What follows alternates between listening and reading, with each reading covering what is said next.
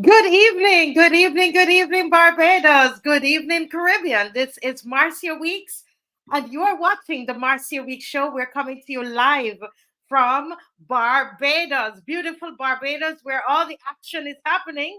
Somehow, those in the international bodies have chosen Barbados. Why? We don't know. We don't know, but there's a lot of action happening in Barbados. We have a lot to do tonight, and I see people are coming in from all over. And you know what I'm going to ask you to do? I'm going to ask you to hit that like button. And it's where you see that thumbs up on the left hand side on YouTube or on Facebook. It's easy to recognize it. And if you haven't subscribed, I'm going to ask you to subscribe. You see where that bell is? You click that bell, right? Click that bell right there. All right. And so on the right and the left, you will see what you need to do. And you just try to take care of that for us tonight so that, a message keeps going every time that when you hit like, it does something to the algorithm. All right. So what happens is that when people go on YouTube, it comes right out, all right, so that it's easy for people to find us. And because we have a lot to talk about tonight, we love this country. And so we have a lot to talk about. We know that and we understand that we are the opposition. And that's why we take the time to join, because we understand the role that we play. We play a very, very significant role in this country. You could tell from the PM's address this weekend. Huh? You could tell she is listening to everybody, not just to the Marcia Week show, because as I've said to you before, this opposition is a much larger than the Marcia Week show. We are just a small grouping, but it's everybody who is out there pushing on social media. And I'm going to tell you a little later why that is important, why the media is important. When you're dealing with a situation like we have here, the media is very, very important. And we don't have control over the national media, over the state media, which is CBC. They don't come anywhere near us, right? They are there to be that machinery for the present government. And those who are in media, sometimes some of them are afraid to even ask the correct questions. So it is us, the people with the social media. We are the ones that can bring this thing, bring some kind of correction to what is going on here and balance. Balance. Balance is very, very important. And that's what we do. We are the opposition. We bring balance. We bring balance. And that's what we do. And we do that through social media. And you are important. Every one of you. The other night we had over 800 and somebody people watching live at one time. That's powerful, people. They are listening to us. They are listening to us. So let me just take a little time and just welcome Joyanne Faith, who was the first on at 6:20. And Joyanne, you're on for a reason because you understand your role in this beautiful country.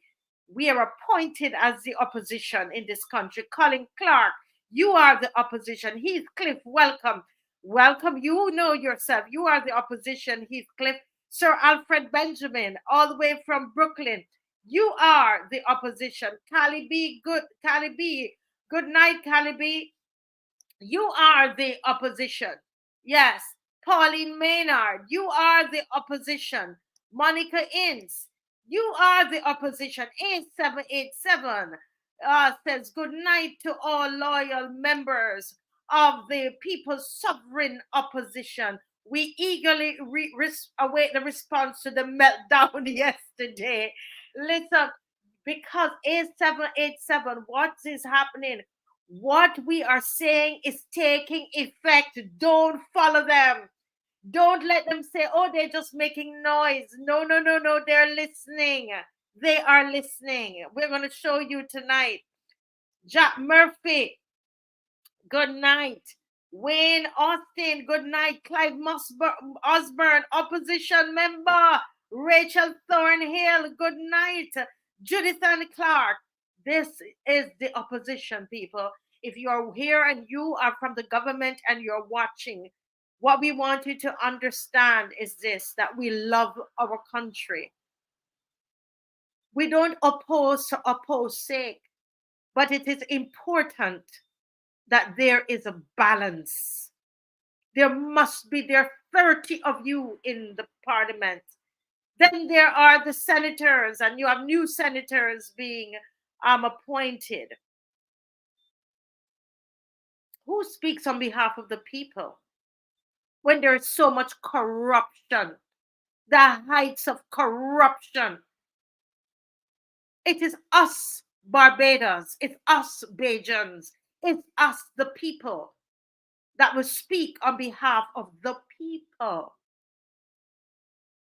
That's what we do, and that's why you're here. Judith Ann, Llewellyn Eiffel, Mystic Angel, Sugarcane King, Cali B, I said Nigel Newton, Tracy Barrow, Gelbis, Hurricane Writer, Jack Sober, Stanley Powell, Marlene Seeley, Joycelyn Payne, Joycelyn Finite Wonder, Pedro Gemot, Pete Way, Diana Seeley. Oh my goodness, you make me want to cry, guys. YDM, Emerson Bab, Dale Reel, Pedro Gemot, Althea Straker. Tonight, this is why you came on here tonight. And I say to you guys, what we're doing here on social media is so crucial. It's historic. It is crucial. When you get a chance, do a study on the role of the media in any dictatorship. Study that. Study the relationship of the dictator and the press. I want you to study that and to understand that these dictators, the Stalin and the Hitler and all of these people, they control the press. Even if you take Animal Farm, can anybody tell me, which good opposition can tell me who was in charge of the press in Animal Farm? Which of those animals? Who remembers?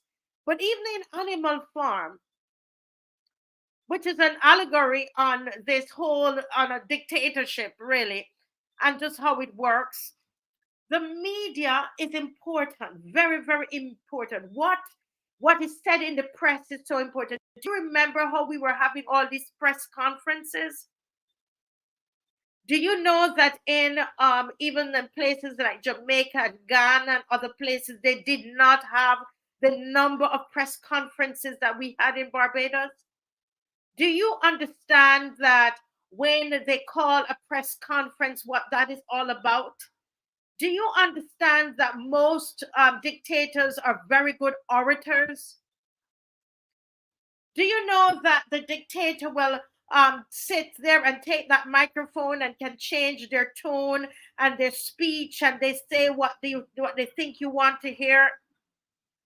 Do you understand that when you sit underneath that, there is it's almost like a spell? They're able to use their voice. There's a whole set of bikes passing my house. I hope you can still hear me.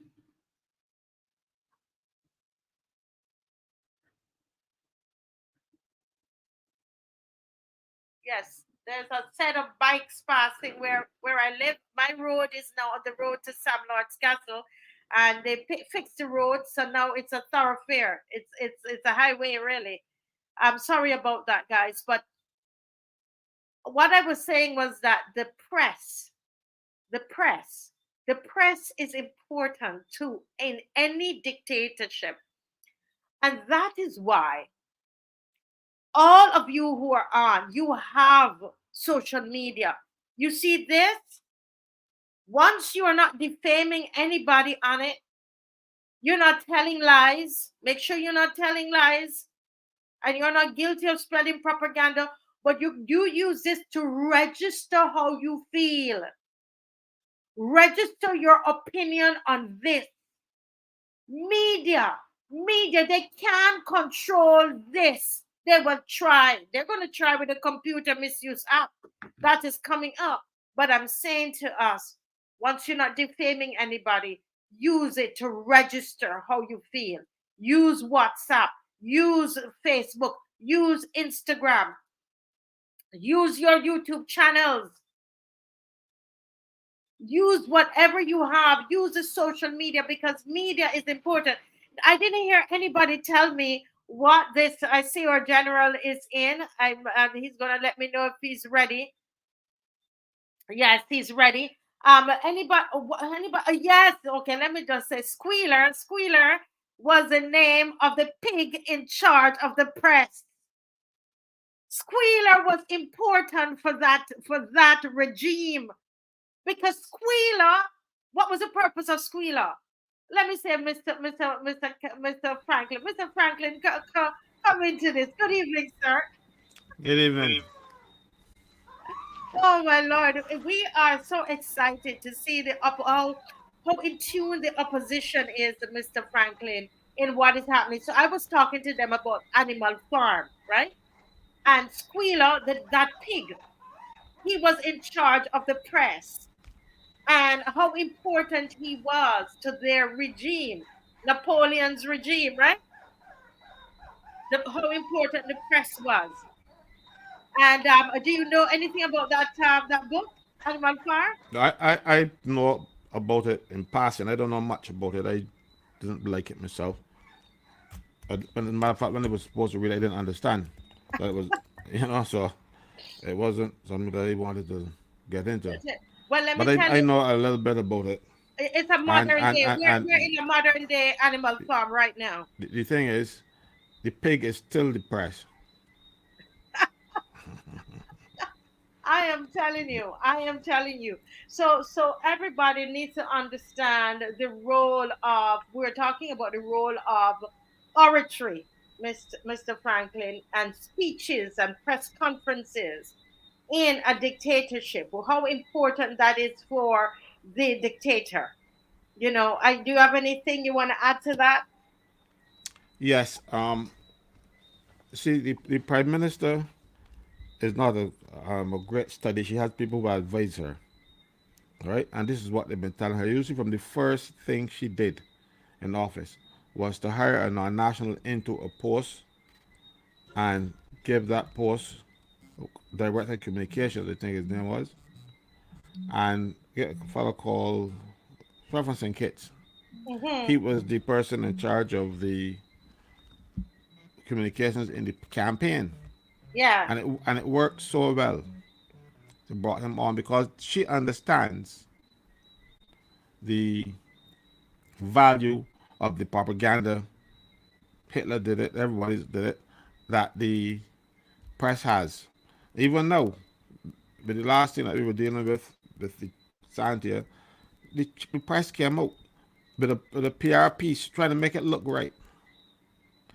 So the what people must do is to use their own senses. Don't rely on anything that you hear them saying.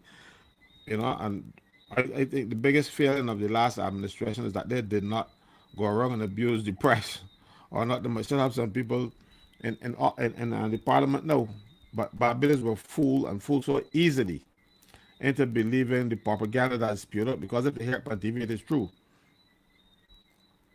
And if you hear it on the radio, it is true. And if you hear somebody like the Prime Minister saying it, it got to be more than that. It got to be somewhere between Genesis and Revelation. It got to be right somewhere in there. And unfortunately, we are too easily fooled. Well, as it be, as in most of us. Yeah, they are. Yeah, I want to make sure that we're hearing you properly. Hurricane writer, Dave, those of you who are listening, can you let us know if you're hearing Mr. Franklin clearly? People were complaining the other night that you seem a bit low, so we want to make sure that we can, because they want to hear you. So make sure you're plugged in, make sure the mic is on. Okay, they say loud and clear. They're hearing you loud and clear. Okay, wonderful. Loud and clear. Wonderful, wonderful, wonderful. So, someone is saying, I know that Miss Corbin is going to get on by 8 o'clock tonight, as well, to give her thoughts, and Miss McLean. will be, hopefully she's going to come on as well. As well. I know that I'm not sure. I don't think Kimar is going to be able to make it tonight, but I know the others are coming on. Yes. So, Mr. Franklin, let's talk about, let me hear from the people before you even start. What are the pros of the speech? um a lot of people watch the speech. Anybody out there, there are almost 400 of you watching tonight, 380. Anybody can tell me what did you like about the speech? Is there anything in the speech that that you said to yourself, you know what, I like that? I saw that somebody said in our chat here that Mr. Franklin, they said that they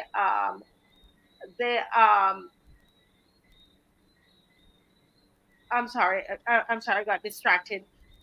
They what they're saying is that they believe that the PM is listening in on what we're talking about and seeking to try to answer a lot of the questions. But anybody else has any thoughts about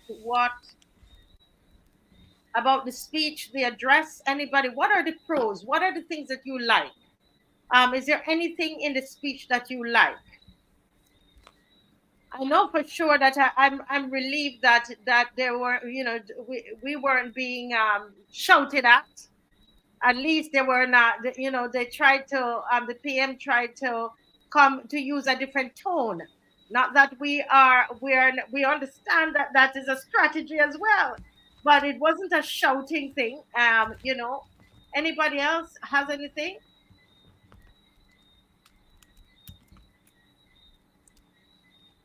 I'm waiting. Yes, somebody said they said that when they listen to it, they believe that the show is having an effect. And I want to say to you, Mr. Maximus, how you doing? That I don't think it's just the show. I think it's us. It's the people. Because it's not, the people is much bigger than the show. If you understand, the opposition, is 280,000 people, and so you can't really stop us. So TMWS is having an effect, and by extension, we are also saying that the opposition that's made up of all these different talk shows, Lumumba and Bongo Lights and all of these other shows that are happening as well, plus you and you, yeah.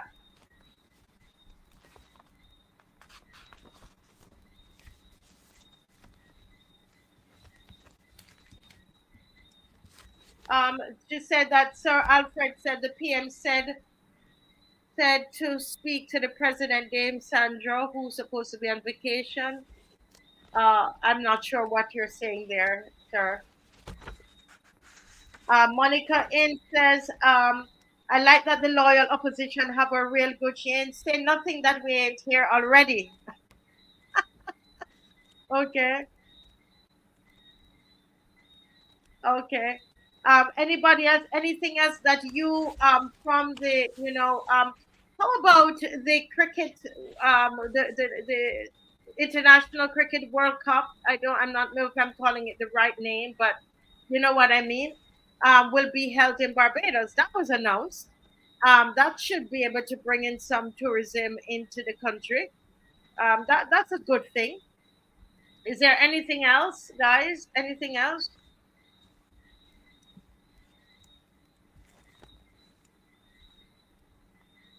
Okay, somebody said here, the RPM is a communicator mogul, and as always, she gave the goodies being offered front place as well as their party's accomplishments. Okay, so that's what you got from the speech, that she's a good communicator and that she was able to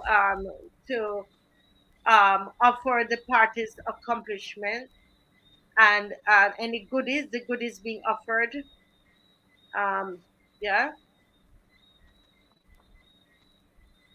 Somebody says here, I no longer listen. I just check the highlights after. I'm distrustful of whatever is said.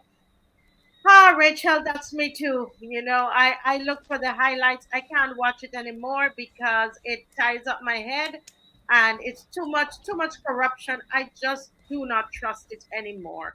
And I have to say that I was trying to not to say that, but that's the truth. I have to be honest with you too. But somebody, Jack Sober says, from the time the PM said that the check didn't change, I didn't want to hear her. So Jack Sober said he was, yes. Nehemiah said too much lies. Did you listen to it, Nehemiah? The PM said she spoke to the president, Dame Sandra, regarding the check. Dame Sandra's supposed to be on vacation. Maybe the PM bluffed us with that. I don't know. I don't know. She probably could have called her. I don't know. Yeah. Repeats is saying repeats. She's saying a lot of things. Oh, somebody said no, they didn't listen since she has a history of lying. I think it's getting to that point now, and if anybody's listening from the government, you need to let them know that Bajans are tuning out because it's a lot of lies. We can't believe anymore. It's very difficult for us to believe anymore. If for us to start believing again is that we will lose our self respect. But I still just wanted to loss of public trust is a serious issue unless you run a dictatorship. Yeah, you're right, Epic Sololithid. And I think that is what is happening. We don't have that trust anymore. So many persons had put their hope and thought there was hope there, but it is not forthcoming. But what is there anything in the speech? Those who listen, I still am asking. 2 more minutes. That because they don't want them to accuse us, Mr. Franklin, of not looking at both sides. So I want to hear from the 436 people that are listening here this evening. What is it that you liked about the speech?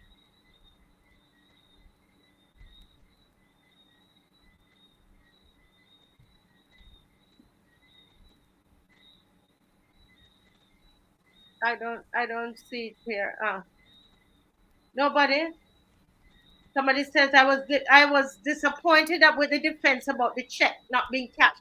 Listen, you're all telling me the things you don't like. I've been asking you what do you like about the speech, and I can't hear anything, Mr. Franklin. Well, there was something that I liked about the whole presentation. Yes. The pink dress. That's, I like the pink dress. You know, it was a difference. It was, she looked different. She looked nice in it. I, Yes. Okay. so So I, you I, I, so I like the pink dress. you There was like the something pink there. dress? They're softening her tone. They're Yeah, softening her. I like the pink dress. The pink dress. So she did not come with a hammer. She was coming came with a softening tone because you have to understand it too, Mr. Franklin. I know you understand this thing about the communication. So her tone, because somebody called me and said, but her tone was pretty good this time. So her tone was softer, and so was her dress. That's all part of it. I'm into films, I'm into movies. It's all part of the whole set and what you do. All right, the wardrobe, bringing the message. It's all about tone. So they soft her tone with the dress and all that. Yes, I thought that she looked quite feminine and soft. For a change. And the hair was nicely done. I kept complaining about that all the time. So that was also, But the appearance was good. Even tonight, I was just looking for something pink to put on, but unfortunately, I can't find anything pink in the wardrobe. So I turned up with this blue thing because I wanted to come over nice too, And I went looking, I couldn't find a pink thing at all, and I probably had them in the other place where I keep my suits, But I was looking for something pink too. But so be it. Probably another day I might find one. Yeah. No, so no, I noticed that. So the little clips I noted was that she was trying to hold it back, man, but the tone started to change when she had to talk about the check and the passport, diplomatic passport. So all of that is started to change because this lady, she can't really hide it too much. They could put her in the pink dress and they do, but the tone started to change when she had to deal with these issues. Okay, all And they right. tell and they could see the teller don't trouble me because she didn't she in passing she said about a thing going wrong, about the check. This not going wrong about the check. And I laugh. I said, she ain't calling me at all today. She ain't calling no attention to me. I noticed that and they laughed too. And I said, well, so she don't want to highlight me in anywhere, which is good. Yeah, I prefer her to concentrate on running the country rather than trying to fight with me because I'm not fighting with her. I'm presenting the yeah, facts as I see them. If she is good about anything, I will say so. It's yes. unfortunate that Yeah, I'm sorry. unfortunate that she has done. Alvin Brown is saying that the final we will be having in June will continue to help bring the tourists to the island. I agree with that, Alvin, and that was a good announcement. Now the question, Alvin, I want to know is that why isn't that coming from that announcement coming from the minister who deals with sports and or is that under her portfolio? It's culture and sports together, probably. No, sport is Griffith from the and people St. John. Right. So what? But this isn't new. This was a new announcement because we knew about this whole thing. That's why they borrowed all that money to fix Kensington. So this is not new. This is just presented another time differently, Hmm. because we knew that. That's why I tell you, the only thing that was different and new was the pink thing. Everything else was I don't know. Someone said she was going to speak in a softer tone, and this is why I was trying to tell you guys that that is part of how they told whoever is speaking to her and how to present herself to the people of Barbados is a softer tone, and so that's why the pink and all of that. But she almost lost it with the checks. You could hear it coming out when she talked about the check and the passports. I agree from the clips that I watched. Okay, The yeah. um the thing I was looking for the label on the dress. You can see it was new. But I think they took that off before she before she came on because it was a different image. It was something Yeah, different. I yeah. mind you, I like it. I like it. She tried to behave. You know, and because she's not used to behaving. That time when she was losing, I didn't even mind because she tried. She tried. She tried to at least she's listening to something. So I didn't mind that. But I said, but let me look and see. I was looking for the label on the thing. Because I'm maybe rushing to put on these things. I left the extra large. But, Um, she looked quite feminine and she looked good. yes. And her I tone, must admit. she achieved the tone to a certain extent, and it went with the plan. The plan was a softer thing that went with her outfit and went with everything. Now, Mr. Franklin, I say I'm trying to read the comments at the same time, but I can't get anything more out of the opposition. I can't get anything more out of them. So I want to jump to you, sir, and I know that you have some thoughts about the reshuffling. You have some thoughts about the check that she said was not cashed. Which sounds to me like when Bill Clinton said, "I smoked the weed, but I didn't I inhale." didn't inhale. I smoked it, but I didn't inhale. It's like somebody said, "Well, I stole the money." I'm not saying she stole it. I'm just saying it is like that. Someone who said, "I stole some money, but I didn't spend it. I didn't spend it, but I stole the money. I have it on my person, but I didn't spend it." Your Honor, and I said, "But you went by the shop and you stole." It's about I didn't spend it. That's what it sounds like to me. But let's hear from Mr. Franklin. Go ahead, sir. Today I was doing some research for this program because I wanted to make sure I even though some of the things I thought I knew, I went back and I checked Section 7 of the Prevention of Corruption Act, which I read on this program sometime back, and so your motorcycles. So Yeah. I didn't want to come here and try to do anything wrong. So when the quotes that I saw, And let me read it for you. It says the interest of crime prevention would not be well served if a man intended to commit a crime were to be held innocent until he had actually committed the crime intended. Mere intention is not criminal. However, where that intention is put into effect, one may be guilty even before he achieves his aim. The aim here was get that money. So her intention was to get it. She achieved that intention by accepting the check. There is nothing more because she would have committed an offense just by accepting the check. It doesn't have to be cash. It is like you're going to a place and you see some person's pockets bulging, and you put your hand in the pocket and you didn't get anything. The pockets were empty. The thief might not know the pockets were empty. So when he went in there with an intent to steal something. So having done so, he would have at least, the minimum he could have been charged with is attempted to pick pockets, or people call it pocket picking or pocketing, whatever. But that would have been at least he has committed an offense, even though he didn't get anything, and even though it was impossible for him to get anything because the pocket is empty, didn't have any money in it. The mere fact that he had the intention of going in there to steal something, he still committed a crime.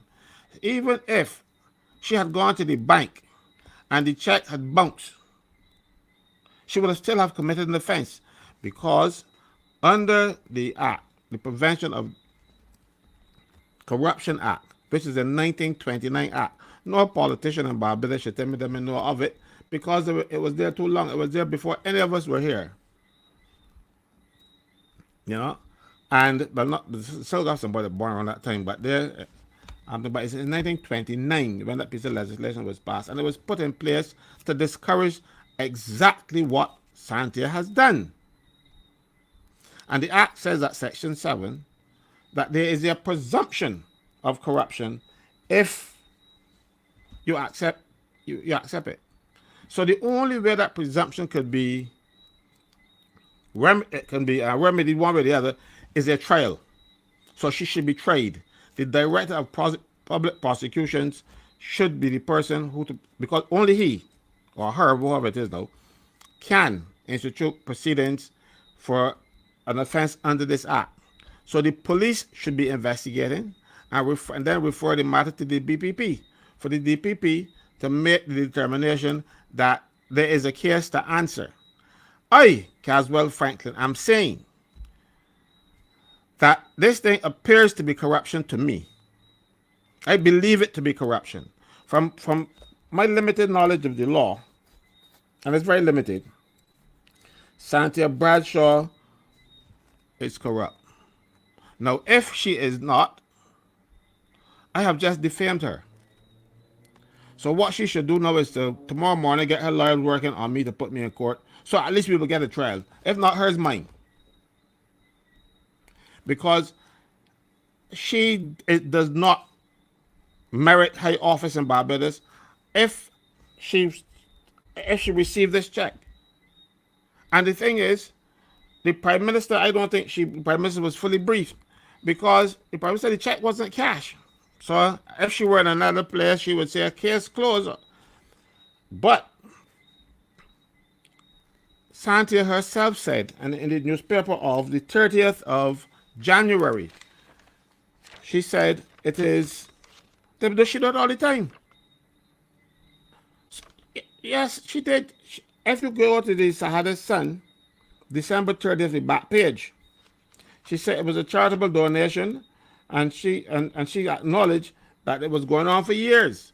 So she has been in a criminal situation for years. The problem is, thanks to the other criminal, Holford, who broke and entered, if he did not break and enter, nobody in Barbados would have known that she was accepting checks from people who do business with her ministry. And the thing is, it is supreme arrogance. These people have become too arrogant because they figure, well, I be in power, we got 36, we can do anything. Let me tell you something. I was involved in politics. I know how you get money, how this is done. People just bring a brown paper bag full of Grantley Adams. One or two bars placed in between. Because you can't trace that. But no, because of the arrogance, they feel like they're untouchable now. She can boldly take, mind you, collecting the money in the plastic bag or brown paper bag will still be an offense, but it's going to be hard to prove. In this case, they don't care if it can be proved or not because we are in charge. We are large and in charge, and nobody can do us anything. It is arrogance. It is arrogance that caused her to accept a check. You don't accept a check for a bribe. You know, it is as simple as that. And this was a bribe. It was either a bribe for having given me a contract in the past or for one in the future. Because let me tell you something. I went through it after the company said that, you know, that they don't have any work ongoing. But the government don't pay you the same time. You don't know how many contractors the government say, oh, it take them months to get paid. I'm saying that this could have been a situation where, oh, we finally get the check, so we're going to give you hers now. It could be that too. So that's why I'm saying that we need a trial. We need a trial, a criminal trial. Yes. And if you're going to have a minister going to have subject to a criminal trial, then that minister should step down, even with the accusations. There is nothing that only thing the prime minister did was to show that both of us have some limited knowledge of the law. Because, you know, I went and checked my dictionary here just now to verify what I was thinking. There's something called mens rea. You have the guilty mind. That's what it means, a guilty mind. You have the mind to commit the crime. Because if you did something that could amount to a criminal act, but you didn't intend to do it, the law says that you don't have the guilty mind. Mm-hmm. She had the guilty mind to take that money. The mens rea was there. The guilty mind was there. So, but Mr. Franklin, if I may say something here, that based on what you have, what you said of the law, that even if, say for example, it wasn't her intent. The point is that the law was broken.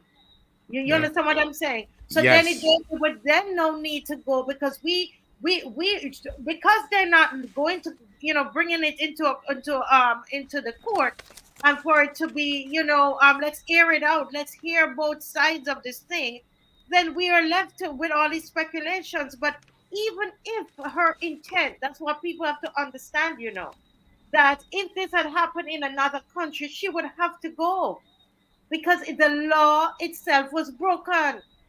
Yes, and the thing is, the law is the Prevention of Corruption Act, 1929 piece of legislation. And it says that Section 7, that there is a presumption of corruption if you take something. So the only way to resolve the perception of this corruption is to come up with all the facts and let a judge determine this is the case or this is not the case. So not having the Integrity in Public Life Act in place does not help her, because there's legislation out there long before we ever thought about Integrity in Public Life bill that still binds her. It binds every public officer. It binds every politician who holds public office. So you can bring them up on charges there. And I think, I could double check for you, but I think the penalty is 2 years. Under this legislation, the one in place is only 6 months. So it does not benefit her to say, "Oh, this is not in place, and we gotta put things in place." No, care. Tell me, pray tell me, why it is not there's legislation in place? Why are not all the rules put in place? Because they have this thing. Remember, Santia herself said in that clip that's going around that they have an act in draft, and they're not waiting. They're going, and they promise that within the first 100 days of taking office, they will put this act in force. And it's 5 years now, and that got to be more than 100 days. And remember, and I think here in the books yet. So I don't, the people that don't mind nigga money actions. There is no intention. They're not guilty of wanting to put integrity in public life thing because there's no intention of doing so. They might have to do it now because of the pressure, but they will allow this to languish and pretend. But you can't get the people. You can't get people. Why? You know why they can't find people? Because they want politicians like them to be in charge, to form the commission, and they want BLP politicians. The problem here is they can't find honest BLP politicians. That is the problem. That is why it is not in place yet. They cannot find people who are willing to say, "Well, look, my life is an open book. You can look at my history. You can look and see my finances."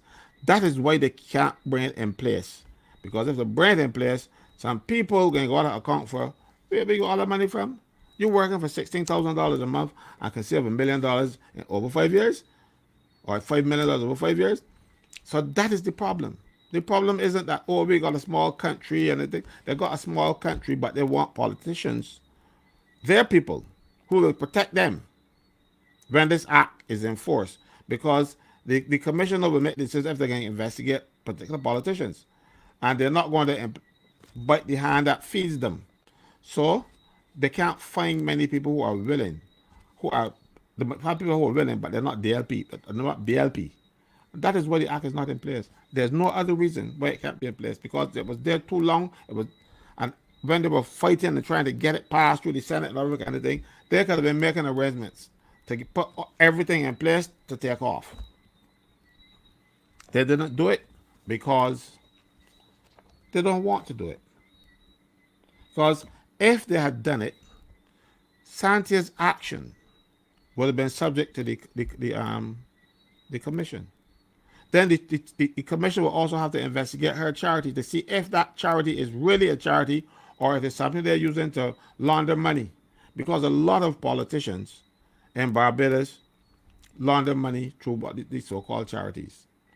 And they do so by using the charities to pay the election expenses and that kind of thing. Because you cannot legally spend the kind of money that they're spending on election campaigns and claim it.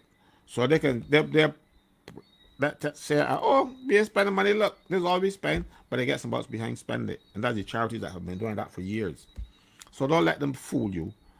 Our politicians have not been honest, Someone is and they're not. saying, Pedro is saying that something that I also saw as well, that she says that, well, the proclamation takes time, that it's only 5 months. But just before you think, Mr. Franklin, I'm remembering that the bill that had to do with the identity, I can't, it has a long name, I can't remember the identity bill. Barbados Identity Management Bill. Right. Has that been proclaimed? Yes, it has been proclaimed. It has been Look, proclaimed. look, what people don't understand, they think proclamation is a long word, but this is a big thing. It just means that the president will say that the act will come into force on this particular day. That's all a proclamation is for in terms of legislation coming into force. It just says sometimes the act says the act the law would be that the act is in place when it is signed by the president and published in the official gazette. When it's ready by proclamation. It just says that the act will be enforced on the day set by proclamation. So the proclamation could come anytime, 2 weeks, a week, 3 days. This is when they're saying they want it to be enforced. So don't let anybody fool you and confuse you with these big words. It is simply that the day when they're saying that it will come into force and the president will sign to that effect. You know, like for instance, Yeah. some acts are that are come and they say, well, look, part two of the act will come into force on this particular day, and the remaining part of the act will come into force on another day. So that's what proclamation does. It tells you when the act comes into place. So it is Someone not. So don't let you fool you. someone is asking this question is because and I think it's important for us to try to answer them because when Does the to committee give have to be in place for the proclamation to be had? Well, when the proclamation comes, the act is up and running. So you should have everything in place when it comes into force. So basically, the answer to your question is yes. They should have put those things in place. I had a long time to do it. They had from 2018 till now to do it because it was their intention since 2018 to have it in place. Yeah. That is the So problem. here's a lawyer that is on that is confirming what you're saying about the date, the proclamation date. What you're saying that it's really just declaring it, on that particular date, right? That they come into force on that date. So that's really what it's all about. Sorry, I just And I thank her for backing me because I'm not a lawyer. So when the lawyers agree with me, I'm grateful. But And someone said, why don't we get some lawyers on? What they must remember is that it's very difficult, sir. Someone was asking about lawyers. I have tried. It's difficult to get them to in this kind of situation that is quite dictatorial, and people are afraid. And why I use that term is because so many persons are afraid. Professionals, Mr. Franklin, are afraid of being of saying anything that is different from the government. So can you imagine a lawyer feeling that I can't say anything, I can't come on here and say that the prime minister is wrong and that she should be liable. They feel that they might lose whatever is coming to them, and a lot of times it's connected to their finances, to their livelihood. All right. So just to answer that question, yes, go ahead, Bishop. the next, okay, I think I flogged that enough. And what I would want to say is that the prime minister should take the course over again because she is missing some very basic law. You know, this is not this what the prime minister said is not indicative of a person who went to law school. Unless the person went to law school and didn't sit down and listen to the lectures. Right? Anyhow, let me talk about the cabinet reshuffle. And a cabinet reshuffle my foot. It simply was a way to find a job for somebody else because the cabinet got by one now. Repeat. The cabinet has gone up by one. Notwithstanding that Sonia Brown jumped or was pushed. Because you remember Sonia Brown came on Mm-hmm. to fix up the hospital, get the hospital in shape. The hospital is not in shape. As a matter of fact, it's on the rocks Mm-hmm. in a storm. So she didn't do the job that she came to do. Either she didn't have the ability to do it, or they didn't give her the resources to do it. I know she's well intentioned. I have no doubt about that. And it troubled me that she would actually take a ministry from Mayor Motley because what what happened during her time around Mayor Motley and stuff, I didn't think that she was going to be able, because she was one of the people who would stand up in the first session of Motley's administration, she was one of the people who was actually speak her mind. So I Yes. thought the speaking of her mind was over, you know, being the put in the cabinet because you can't speak against the prime minister in the cabinet, you know. And so I didn't I didn't accept that she going back to her professional and whatever reasons, and then she going to still accept some responsibility for something else along the same lines. It is just that she won't be able to give a middle finger if she chooses, and that is it. Then you take Davidson Ishmael, who's messed up the ID,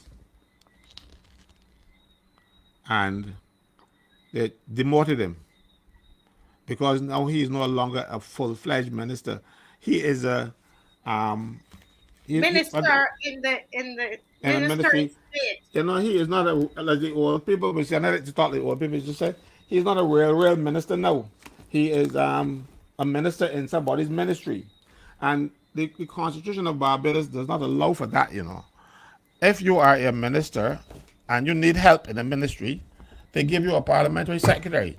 So basically, he should be a parliamentary secretary, and all of those people who call themselves ministers in the ministry or ministers in the ministry of, it is just a joke. And this is what Section 73 of the Constitution says. You see me reaching around, I like to have my documents around me. Because people can say, Yes. oh, okay, I've been talking for just because everybody did it.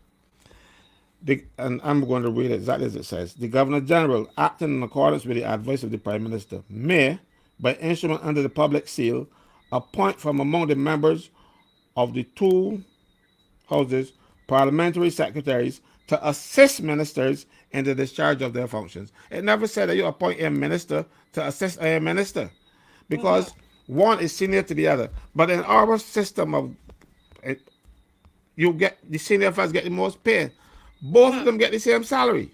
So there's no seniority in it. It is just a joke to give a fella the more pay because the parliamentary secretary gets a bit less. So all of these people call themselves ministers in the ministry or ministers in the ministry of or ministers. This should really be according to Section 73, 1 of the Constitution. They should be parliamentary secretaries. So he has the status of parliamentary secretary in the Constitution, but the salary of a minister. That is all a minister in the ministry are because they don't have any real portfolio. Remember Corey Lane, he's the Minister for Crime Prevention? No, Dale Marshall is. He works in the Mm-hmm. ministry supposed to be helping Dale. It is not a situation where he has a ministry and Dale has one and they're on equal footing. No, he still doesn't have the ability to sign off on anything. Like for instance, you have Minister Brian Strawn, Mm-hmm. who is the minister in the Ministry of Finance or whatever this is. And some time ago, he signed piece of legislation as the minister responsible for finance. That legislation will, if challenged, be thrown out because he was never the minister of finance. Not even at that time, he was never even acting as the minister of finance. And that is the severance payments amendments that come into force during COVID. Because some people claim their severance pay, and the government from the severance payments fund would have paid them. But under the rules, if the government pays the severance payments because the employer cannot pay, then the government can recover it from the employer. In this case, the regulations to recover this money from the employer was made by a person who was not a real minister. So any employer who tell the government, look, I am not paying you because you don't have they can't do anything. So that means that the government will be responsible for paying all the severance that happened during COVID. You see, there are risks. Mm-hmm. You know, there are risks involved. If you're the minister, if the act says the minister of responsible for something, the other minister can't sign it. Yes. So, or not the legislation, the regulations would be valid. So these fellas can't sign anything. If Corey wants something done in the ministry, he still has to go to the attorney general and say, "Sign here, sir." That is why the fellow came out and put some lashes on Dale, because Dale wasn't operating the way they wanted him to operate. So that is the problem. So this is just a ruse or a method to give the people more money. Call it this should be a parliamentary secretary. You know, Someone is asking here, Angela, if you had signed 72 or 73. 73, 73 1.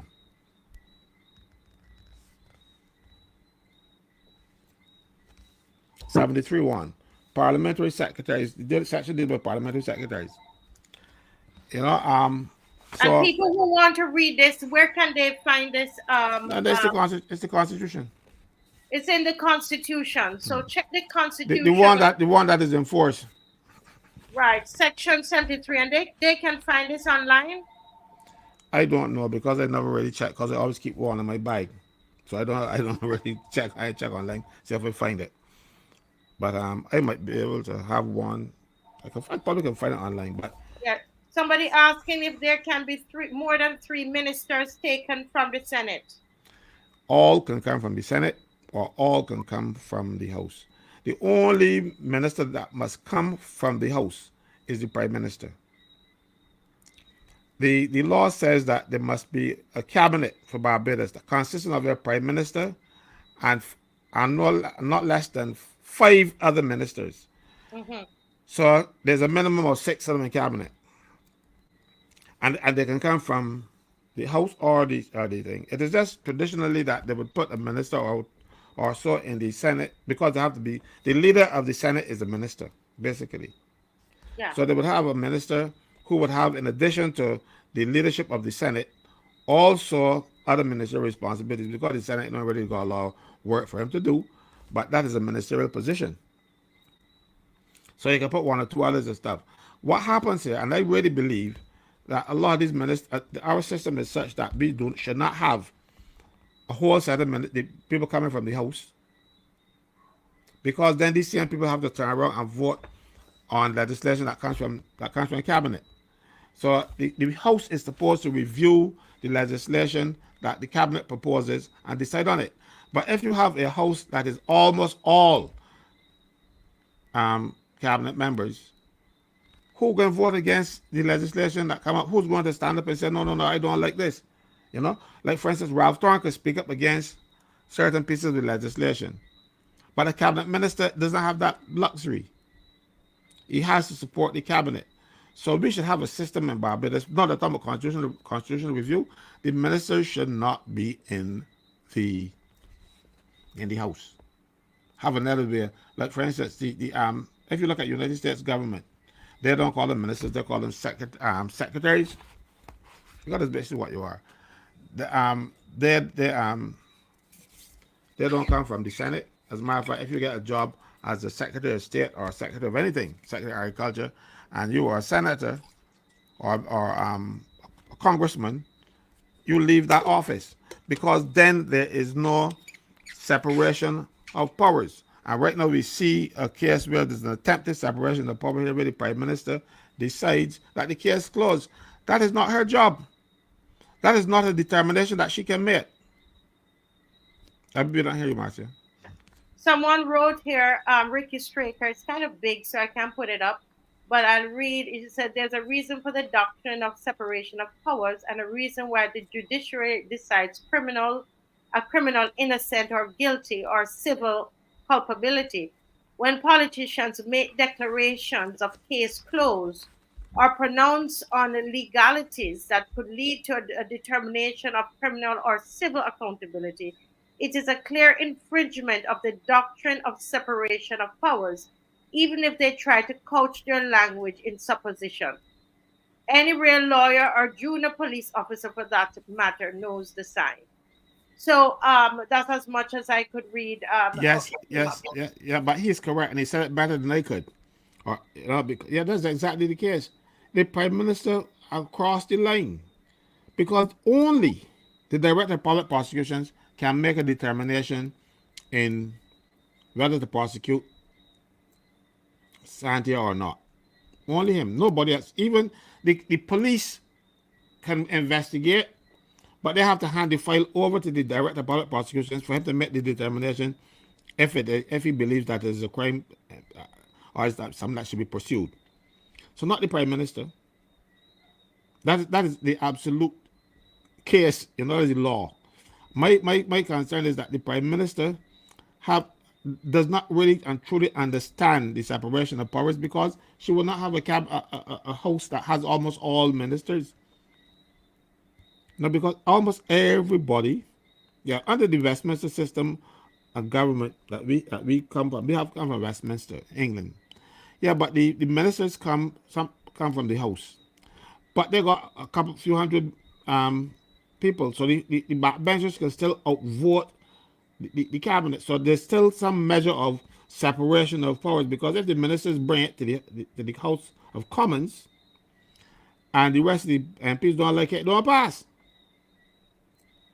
But you're not gonna have that situation in Barbados, because we have more ministers than the rest of the backbenchers, because on the backbench you have no Ralph Thorne, Cynthia Ford, Mm-hmm. Neil Rowe, and I'm trying to remember who else. All the rest are tied up in the cabinet. But Arthur Holder, he's the speaker, so he can't be in anything. So Well, Sonia will be a backbencher now, right? I know she will become a backbencher. You Mm-hmm. know, so you can't. So those four cannot outvote the rest of them. So there is no separation of power in Barbados when it comes to the executive and the legislature, because they're one and the same. So when you have so when we mimic the English law, the English conventions and stuff, when we mimic them like a parody. They're not Yeah. the real thing. They don't operate as they're intended to operate, and that is why Barbados suffers like this, because there is nobody to pull the prime minister back. When when in England the prime minister has something, he has to beg the backbenchers to let it get passed, or he in trouble. But we don't have that. We can't have that. And Barbados don't need all these ministers. Mm-hmm. We don't need all of them. For what? To do what? I hear the prime minister say many hands make light work. But in the case of Barbados, many hands don't provide work for a lot of people, because there are too many of them. Look, let me give you an example. And I had to cite this to Cappy Greenwich when he was saying so, and I shut him up in the Senate. Cappy Greenwich was responsible for Minister of Education, Youth, Sport, and Culture. Right? When he was minister. And he was not one of the most hardworking ministers that we've ever had. I'll put it no harder than that. Some people said lazy. I wouldn't do that to him though. But he managed that ministry. And there were no big scandals. There was no fallout. There was nothing. There's nothing that come. People, they had a few problems with the schools. Yes, not as much as they got now. But no, there's a minister of education. There's a minister of culture. There's a minister of sport. So you see, what he had, what he had Mm-hmm. as a minister, no break up in three or four, and that prevails all over the place, because for instance, sanitation deals with health. Because if you don't shut down, if you don't have sanitation shut down the whole place up, and where everybody's sick, rats and all kind about the place. So sanitation is properly in health. But no, they got a ministry what they call environment or something. So where sanitation is part because they want to give somebody a job. You know, that is the problem. You're trying to find work for people. Ministry of Finance and Economic Affairs and all kind of stuff. You have people that got the ministry set up. Finance, economic affairs, all intertwined, dealing with the same thing. So what you need all of this ministers to do what? This is just a way to give people money and to and buy loyalty. Because if you are not in the cabinet, you can stand up to the prime minister. If you want to retain your cabinet position, you gotta keep quiet. And that is what is happening in Barbados. Because Um, you look at somebody like Ralph Thorne that is so intelligent, and this is what Barbadians, you don't have to know much about politics, but think about it. Ralph Thorne is a very intelligent man, and he can't get any of these ministries. I don't think he wants one. I know, but I want people to stop and think about it, right? And to understand that Sonia Brown has been, there's so many instances where she, especially in the first term, where the first 3 years, I believed it was in that time, Mr. Franklin, that she Yes. would have had, some issues with them, and she spoke out publicly against them, and so on. And here it is now, she got a little something to do and they remove it. I believe you're going to soon start hearing from her, because the point is this: just like the lawyers in Barbados, there are lawyers in Barbados, because here it is, this person is saying, Ricky Straker, that he's not a lawyer, but he has given a legal opinion, so someone might have sent it to him. The thing is, even our lawyers, they're afraid. They're afraid of to speak up, because they don't know if what happened to Ralph and Sonia Brown will happen to them. That they will be victimized and marginalized, Oh, and you're that's victimized, all right. yes. Go ahead. You're victimized, all right. People are afraid to speak up. A lot of lawyers tell me, I want to get into that because even some cases, look, it is not only in government, it is insurance. You have an accident with your car, and you go to a lawyer, and the lawyer want to prosecute because his client is right, and the people paying the full want to pay. Next thing you know, the insurance company that would have given him a few jobs ever so often to help defend him stop giving him. So you might never have another accident in your life, but the insurance company's got something every day. So the lawyers settle easily and settle quickly to make so that and disadvantage the person who got hurt. It happens a lot. Sometimes people go and work for both. So when the government giving lawyers contracts, because we have a department in the public service, the Solicitor General's office, who should be representing the government in court. But ever so often you see Roger Ford and what's his name, the guy who was chairman of National Insurance, no, Leslie Haynes, and all kind of thing, in court representing the government. When I can assure you that some of the people who work in the public service are far better lawyers than them. I used to work with them. I know them. I learned a lot from them. I never learned anything with Roger Ford or Leslie Haynes. So, but what is happening? These people get the big work. They get the big money, Yeah. and the people in the Solicitor General's department, Solicitor General's office of the Attorney General, they still turn around and do the work for the lawyers, feed them, do the research, do everything. But the lawyer, who's the government lawyer, now their friend that they bring in, they get the big bucks. No? They get the big bucks. And the lawyers in the public service who actually do the work, because a lot of lawyers don't understand, and they don't work in the public service right enough to be up and running and in tune with the public service rules, regulations, but they get to do the hard work. The lawyers in the government service, they get to do the hard work, and then they sit down at the back as an also ran when the case come up.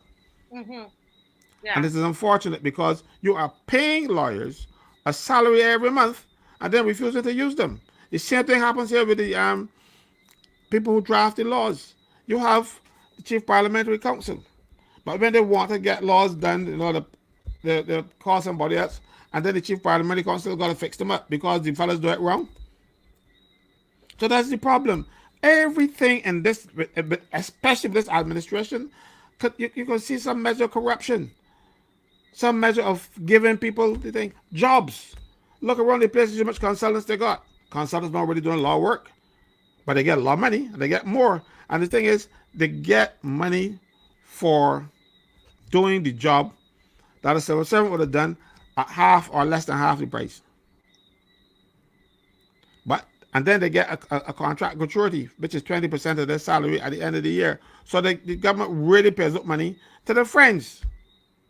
So if you are a lawyer who ain't getting, and mind you, they got a lot of lawyers in Barbados now, so you don't get law work. So if you can get some government work, you ain't like Flynn. So you are not going to stand up, and they're hoping that the government will give you some work. So you're going to stand up. You're going to stand up to them. Yeah. And And that's what's happening all around, because what is needed in this situation, we need, because we don't trust the government, and because of the level of corruption that we as lay people, we can see it. We run our organization, we're in charge of businesses, and we know something is wrong. And if the lawyers are the ones who need to step forward. So on this program, I'm calling all the lawyers. Don't hide behind people. Step forward and stand up for the people of Barbados. Let it go down in history that you spoke up. You spoke up, speak up. And I think that we need lawyers. We need lawyers to come out and to say what it is. Now, on the screen here, we see the march that is happening on Saturday. Yeah. On Saturday, this is on January 13th at 10 a.m. Massey Car Park by Kensington Oval is actually where we're going to be at 10 a.m. People, there are 744 of you watching at this moment. By the time tomorrow, there'll be thousands of you who have seen this live tonight. That's on tonight. And I'm saying to us that, listen, guys, we need to come out. Come out. This particular march, we had said that it was going to be for the ID. But I think that we're going to have some placards about this Santia situation, because the prime minister said the case is closed. The prime minister can't say the case is closed when the people have an issue. The people are concerned. Bring lawyers. Let the lawyers discuss it, and then we will be satisfied. Let's hear a legal opinion on it, not from the prime minister, not a political opinion. We want a legal opinion, and I think I agree with Mr. Franklin that that should be included on Saturday. Let me hear from the people if they believe that we should include this issue about the check on Saturday in this march. Let me hear, because we're going to march about January 31st. And we're saying that we do not want the IDs to be mandatory. We want that we can make a choice. We want to be able to make a choice. No, we don't want to be hooked up to a system. Okay? Yeah. So yes, as someone is saying that the march is important. Dewdrop, thank you. You're saying the march is important. The question is, will you guys come out? That's number one. And then the second is, should we include this issue of the check in the march? Somebody says absolutely to include it. Hurricane says include it. Just include the check on Saturday. Dewdrop is saying the march is important. Let me Joseph Cadogan saying include it. Now the question is that we're going to include it. Are you going to come out and hold a placard?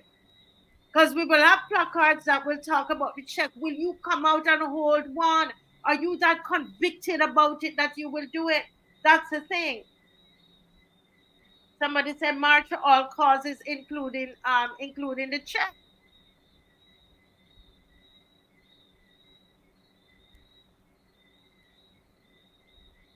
Yes, yes. Epic is saying yes, included. Gelbis says included.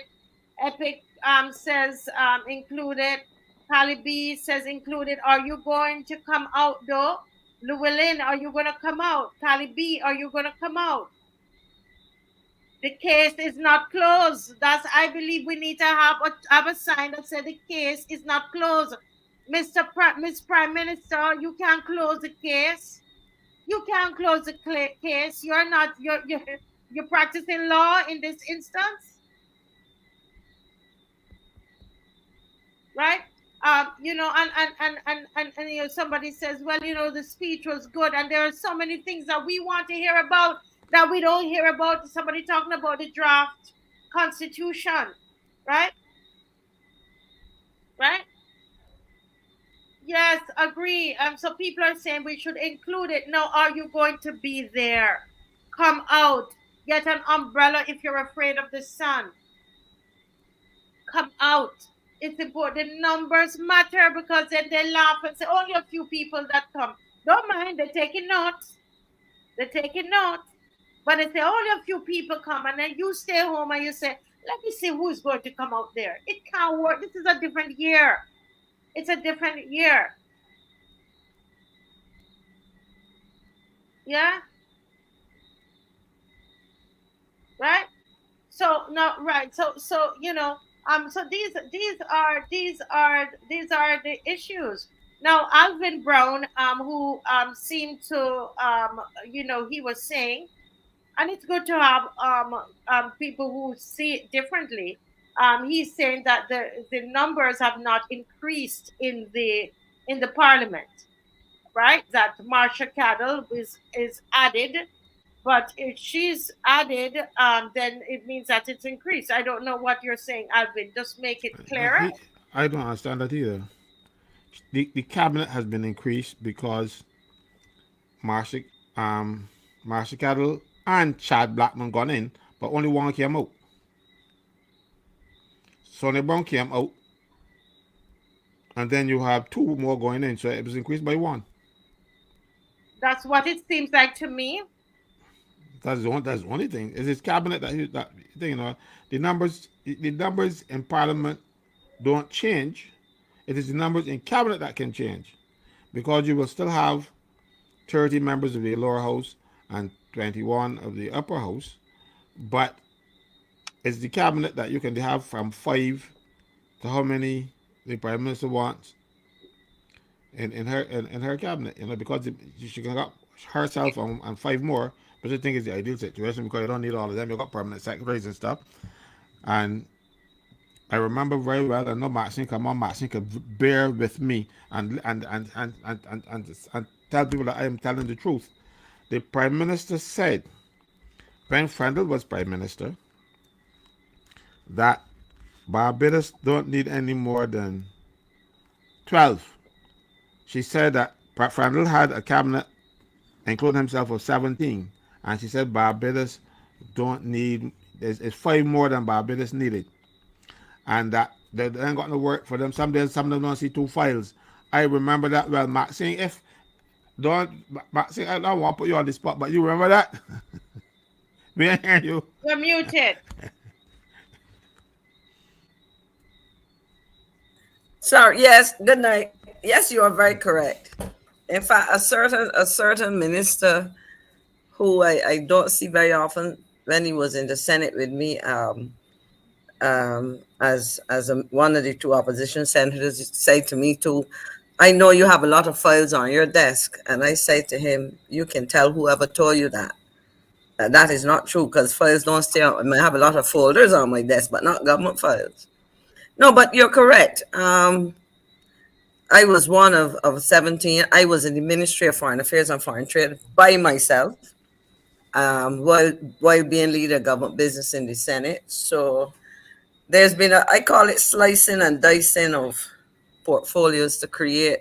And I think I heard Caswell speaking to a number of those in terms of how they've been broken up and the numbers increased. But the cabinet size has increased by one, because Mr. Blackman, who was not, he was a former diplomat, a former ambassador. He is now in the cabinet. And so you are correct, Caswell. And It's the a good. person who suggests, Yeah. And this is why he's saying Alvin Brown, who is a very strong supporter, it seemed, well, it appeared that, which is fine. I'm glad that we have all Barbadians of all different political parties watching this program, and I think that that is good, Alvin. So I like to read your comments and make sure that we are airing them. You said that no, it did. The cabinet. Please don't change the. I'm reading. Okay, I'm sorry. I'm trying to read the comment. It said no, it did. The cabinet is still the same. Count the ministers and see. I think I don't know if we need to do that again, or we're completely sure No, that. no, but somebody would have to have died, and I didn't hear anything about no state phone or anything like that because all the ministers remain, and you put in another, you put in one went out, you put in two. Who else? You remember you put in Marcia Cattle and John Batman, and I was and let me really wrap up this because I was showing the magazine. Marsha Cattle knows back in the camp. I remember seeing her in the house performing, and I said, "Oh boy, look at that supper! You know, she's right over reach, and she's singing for it." Because all of a sudden, the government was the greatest thing in the world, and she was singing it for them. I said, "Look, you know something? These Muslims got to get some contracts, you know." So that's the way they're going to do it. So she got to get back in cabinet. The person is still insisting. So we're going to ask you, sir, because this is part of. You're saying two persons were added. He's saying Chad Blackman, who used to be Chad an Blackman. ambassador in Geneva, yes. has been added to the Prime Minister's. He's a minister in the Prime Minister's office. Or the size of cabinet has increased. Right. Okay. And I think Caswell explained clearly the terminology that is used. We used to have, you would hear of minister, parliamentary secretary, or minister of state, which was seen as below the minister. In this iteration, what we have are ministers of, as in the case of the Ministry of Foreign Affairs and Foreign Trade, and ministers in that ministry. So prior to the reshuffle, the Minister of Foreign Affairs and Foreign Trade currently is Mr. Kerry Simmons. The minister in that ministry and would have been Sandra Husbands. Similarly, you had, before the reshuffle, the Minister of Health, Dr. Jerome Walcott, and you had a minister in Dr. Sonia Brown. And she was the one who came out. There was a reshuffling of ministries. And in addition to Marcia Cattle returning to the cabinet, as Caswell pointed out, Mr. Chad Blackman came back to Barbados because I believe he was out. I thought that he was out of the country, but he has joined the cabinet and joined the Senate. What you had was some changes in the Senate to accommodate him, as well as there were two. Yes, Yeah, as well Lorenzo as Morris. The other. Lorenzo something, I don't remember his name. He is going to New York as the Consul General, and joining the cabinet is the Reverend Charles Morris, who used to be The Senate. Deputy High Commissioner in London. He's joining the Senate. The Senate, yes. Joining the Senate, yes. And rumor has it that he's going to be a candidate in an upcoming election. I don't know if by or general election. Maxine, let me do that. I know that you give that news to me.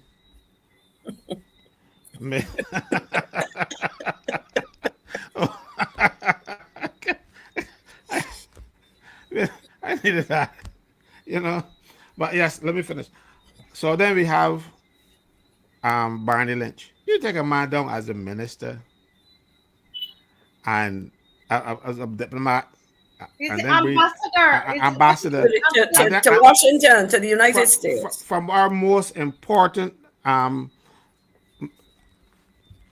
state, our most important thing, because that is the country where we get the most business and we do everything else. You know, that is one of the most important posts in the foreign service. And you can tell me you can take he down and put he to be fella to ramrod cricket. It's a joke. It's a joke. And the thing is, it's about a 6 months job.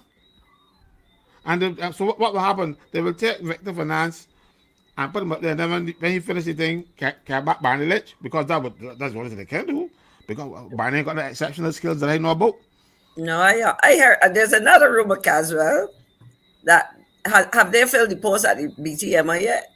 CEO. I heard there was vying between he and the guy that met the mess up Grenada, what's his name again?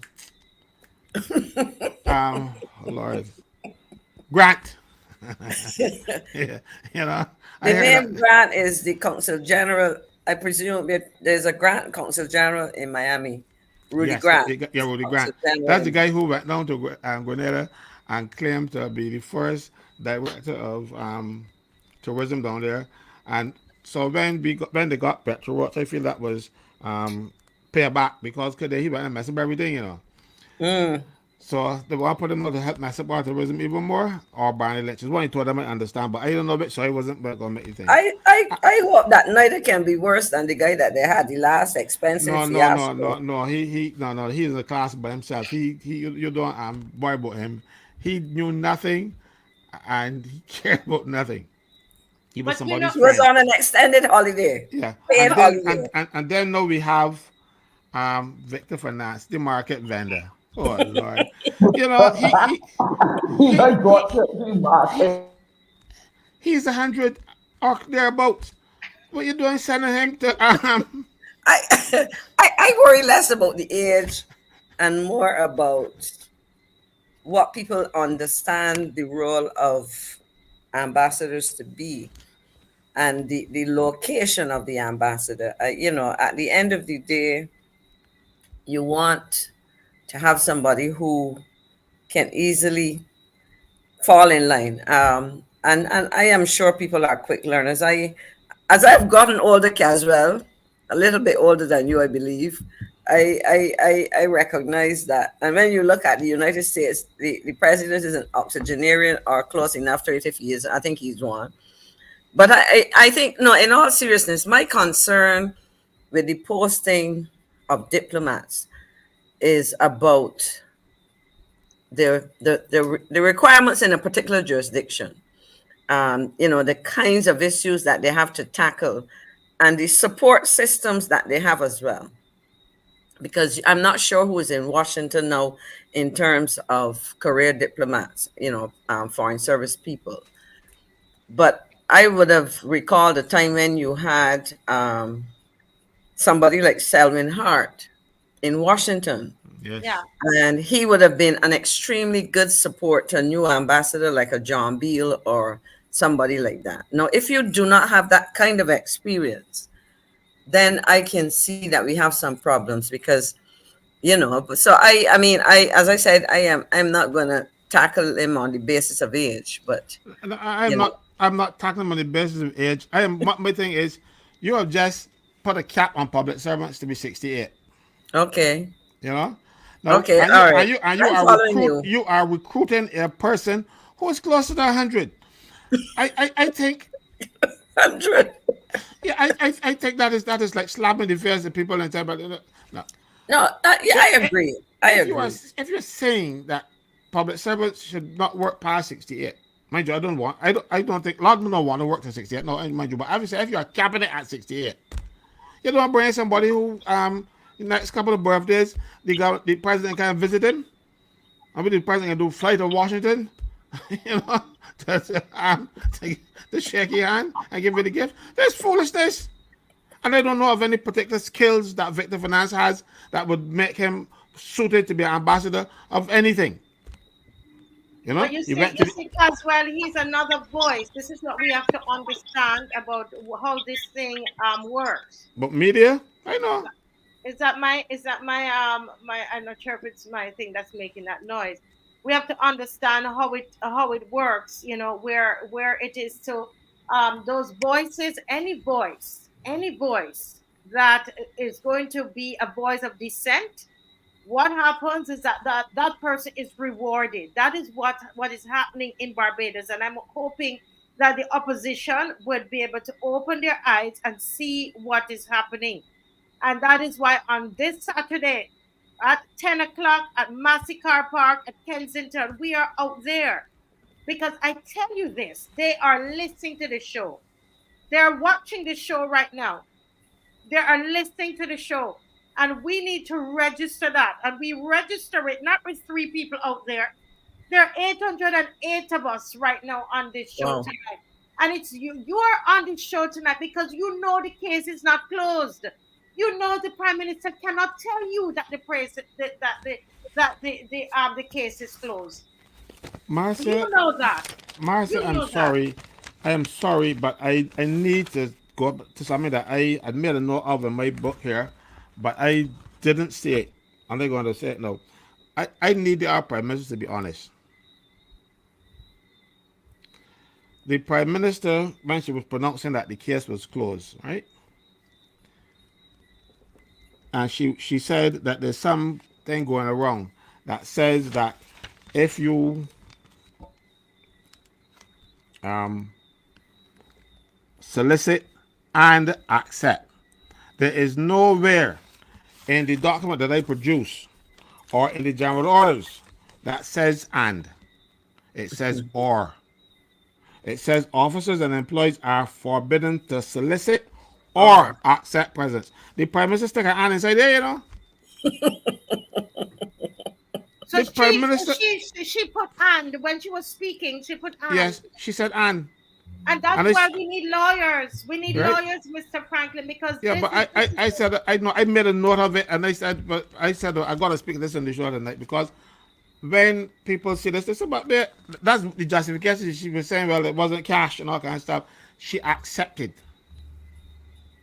She didn't have to. Don't have to solicit. Soliciting is one offense, and accepting is another. But if you do both, it's two offenses. So I don't know if she solicited, but I know she accepted. And so, cut there, man. Don't do this kind of thing to people. You know, use sleight of hands or this gets sleight of mouth to to trick people to prove your point. Tell the truth. When you don't tell the truth and you get caught telling a lie, people do not trust you thereafter, and they realize that this her credibility has plummeted because of these little things that she's doing. You do not always have to win every argument. All you have to do is to put your case and let the people decide, and you look better when you say we made a mistake or I made a mistake. No, don't come up there and change the answer, the or to and to prove your point. That's not what the thing says. And most people would not have noticed it and they would have gone on with it. And so because somebody quoted it to me today, you know. So that's what I'm telling you. That but person would listen to her. repeat that, Caswell, because you see, this is part of what remember we were talking about squealer in Animal Farm, the propaganda, and that is what is a big part of dictatorship. A big part of dictatorship is propaganda. And what they do is they come in and they mix in the untruths and the lies with the truth. So here it is, according to what Mr. Franklin is saying, an or is changed to an and. You see, it's like It repeat it. doesn't. Can you repeat that for the 813 people who are watching? Who's she thinking, as Alwyn is saying, taking people as fools? Enough is enough. The case not closed. Go ahead, Caswell. That was all I wanted to remind you because I was coming to close of what I was saying, but then that come back to me, and I I said, well, want I you can't. to read it again, Mr. Franklin, because sometimes, like Alvin, there are some people there that they have drunk, some kind of Kool-Aid, and they can't hear. They can't hear what Right? you're It saying. says the General Order 519 in the public service. That was comparing public service to ministers, and they said, even though the ministers are not bound by the general orders, I am saying that if your permanent secretary, your admin officer, your maid is subject to something like this, why should the person that is responsible for the ministry not have the same restrictions? But the restriction is in the Professional Corruption Act. And I'm saying, and it says officers and employees are forbidden to solicit or accept presents other than the ordinary gifts of personal friends, whether in the form of money, goods, free or reduced passages, or other personal benefits, and from giving such presents. I saw something today in the chat, and I did not speak to the free and reduced travel because I noticed Maxine said something about it, and I don't want to steal her thunder tonight. So I'm going to leave that for you, Maxine. But You know, you made a comment today in the chat, and I said, well, look, good. I had a note for that, but I said, well, no, Maxine is going to talk about that, so I'm going to leave that. So But that you is, can start and I will continue. you know, And we we, have Miss Rose Corbin is on as well. And I know that people are saying that Miss McLean, you made a comment on brass tacks today. I didn't hear it. I was getting some rest. So people are here giving you a lot of thumbs up about you going on brass tacks. So I don't know what happened there. But Well, go ahead. I went last. I will share some of no, what I said. you go ahead. I was talking a lot. You go on now. You want to talk much yet? Let me say good evening, and what I want to do. There's another side to this whole issue. And I will say to the Prime Minister to take off the D on close and recognize that this matter is close to the heart of Barbadians. People are interested. Let me start by saying first that to my mind, there is absolutely nothing wrong with what I call corporate social responsibility, where companies share their talents. They may make staff available to work with organizations such as PTAs or whatever the case. They give money to sports clubs, and they may give money to causes which serve to assist the constituents of MPs. Okay, there's nothing wrong with that. But in light of the concerns that people have, and in relation to this government now, where there has been a major call. In fact, the Prime Minister, in her campaigning, made I would call it a big song and dance, but I mean, it is a serious issue. And so I don't trivialize good governance, transparency, integrity. And I'm going to read something that I read then, and I'm not sure if I read it on this before. But in the debate on the Integrity and Public Life Bill, the Prime Minister of Barbados, first of all, she suggested that it was a long time, it was a long journey. And in her words, government committed itself prior, notice what I said, prior to being elected, to being able to strengthen both the legislative and the institutional framework to fight the cancer of corruption that regrettably had started to engulf the country. Those are her words.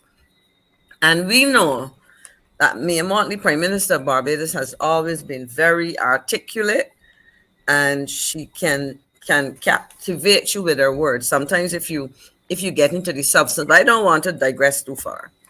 The point I'm making in relation to this is that if you, as leader of the opposition, as chief campaigner of the Barbados Labour Party prior to becoming the party in power and her becoming the prime minister, identified in your words, in your campaigning, in your literature. I mean, go and look at the manifesto, go back and listen to speeches she made in that campaign, that you had an issue and you thought that it was important to do this. Now, bearing in mind what I said about nothing being wrong per se with corporate giving, you would instruct your donors on the one hand, you would instruct your members of parliament, your party members.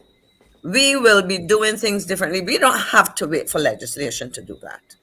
We're going to set things in place which says that if you're given, it has to be given in a way where persons cannot point a finger, where you can account for the money received, and where the beneficiaries are the people of Barbados. Because there's the other side to that. That if you tell me that, if you are given to your constituents, I know how it goes. You have a party, you have your children's party, and persons who don't support the Democratic Labour Party will say, I can't go there. I don't want nobody to see me around George Street or West Terrace School if that's where St. James South is happening, because I don't want to think I belong to that party. But the important point I'm making is that don't come and tell me that the legislation has not been signed off on, that and in the words of the Prime Minister, that the institution, the commission has not been set up, and all of these things. And therefore, I hope that's not I hope that's not me, I don't think so.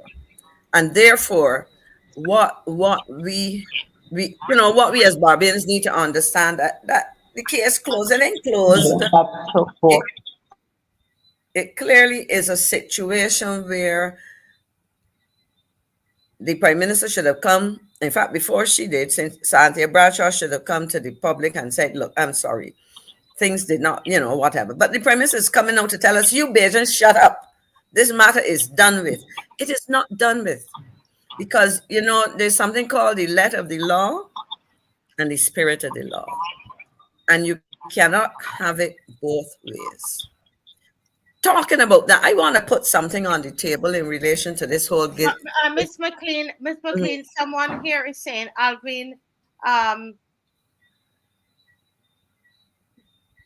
okay, I'm sorry, Alvin is saying here, as I said, all opinions matter on this show, and we want people to know Well, all that's fine. That's fine. I what can, I can. he's saying though that the prime minister is a lawyer, and therefore his comment, let me find it. It says the prime minister is a lawyer, and if the prime minister said Alvin Brown says don't forget the PM is a lawyer, so she will say the case is closed. So Okay. yeah. What's the The, point? I don't know what point he's making because she can say whatever. I am having my say now, right? Because she can say that. The point I'm making, when you say to the public, case closed, what you are telling as leader, leader government of government, the head of government, you're saying to people, pass, leave that and go on. And that is what I understood her to be telling me, and the tone in which she said it, I interpreted it as, look, Bajans, shut up and let that be. Now, if that's not what she meant, she can come and tell me so. He can tell me what he's telling me what he says, but that does not negate anything that I'm saying. I am basically saying that, look, if you there's something called form and substance. The form is to talk a lot and use a lot of pretty language and all of that. The form is saying that we um, are going to fight corruption. We're going to do this. If you're going to do that, then you have to demonstrate it. And you do not have to wait until a piece of legislation to demonstrate it. I will share an example with you, a personal example, before I got into politics. Caswell and I have been volunteers in the credit union movement for a long time in the past years. There was a time I was trying to remember the exact date, it was either late 90s or early 2000. I became the president of the City of Bridgetown Credit Union. At the time I became president, the persons who would have been about to construct what is the Port St. Charles project came to the credit union. They were interested in buying a piece of land that we had across from their property because I think they wanted to incorporate it in a particular way. Presidents changed, the board changed, and I got a call from somebody purporting to represent the company that was doing that construction, asking to meet with me Mm-hmm. as the new president to discuss the project, the piece of land that they wanted to buy. And my response was swift, straightforward, and simple. As president of the city of Bridgetown, I chair a board. And if I meet with anybody to discuss a matter like that, you will meet with me and the board. And furthermore, you will meet with me and the board in this then small boardroom of City of Bridgetown, which would have been on Painful Street. And so said, so done. The point I am making, over the years, I have sat in places where I was a director of the Goddess Group of Companies, City of Bridgetown, Days Books, or whatever, that I recognize that as an official in an entity, I had to protect myself. I also had to protect the organization of which I was a part. I was a director of two banks. Nobody could call me and ask me to come and speak to them on a matter related to Caribbean Commercial Bank or RBTT Bank outside of the boardroom of those two places. So the point I'm making is that you say you want to do something and you do it. And you don't have to wait for a piece of legislation. I'm not going to get into the legal arguments because I'm not a lawyer. But I can say that from the perspective of a person who is trained in management, who taught management, who practiced management, there are ways you do things to either demonstrate how serious you are about the matters before you, or you can come heavy handedly and say, look, case closed, shut up, Galumbo with the business. Well, it is vote for my watchman. Well, we are watching, and we are watching carefully to see whether your day words and your night words align. So to Mr. Is it Mr. Brown? It is. That's my response. I am less concerned about the words, but of course I interpret those words. I am more concerned about the actions. And the actions have to start with the principal, as I would call it, the head of the cabinet, the head of government, who has been articulating and at every turn would seek to find some other reason for a problem, and very frankly, to blame the Democratic Labour Party, because I try to keep the party out, and I will come back to that to talk about diplomatic passports too as well, because I realized I didn't hear it while she was speaking, because I think she lost me after a while. It was a fairly long speech, but so these are the things that we have to look at. Yeah. The law is one thing, legislation is another, but there's something called a moral compass by which we have to operate as individuals and collectively. Yeah. Okay. Miss Corbin is on, and I know she was having some technical challenges. Miss Corbin, can you hear me? Yes, I can. Good evening. Hey, Good Good evening. good evening. evening, Good good to hear evening, see you. you. Rose. Happy New Year. Good to have you. Good to have you. Yes, you can hear me. Yes. Now Yes, good I evening, know you heard the everybody. address. You heard the address as well, and I know you told me, listen, I have to come on to share my thoughts. So can you go ahead?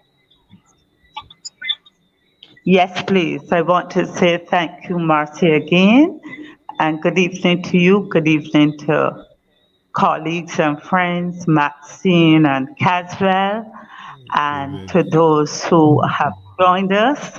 Good evening. My apologies for not being on camera, but I have explained to you, Marcia, why.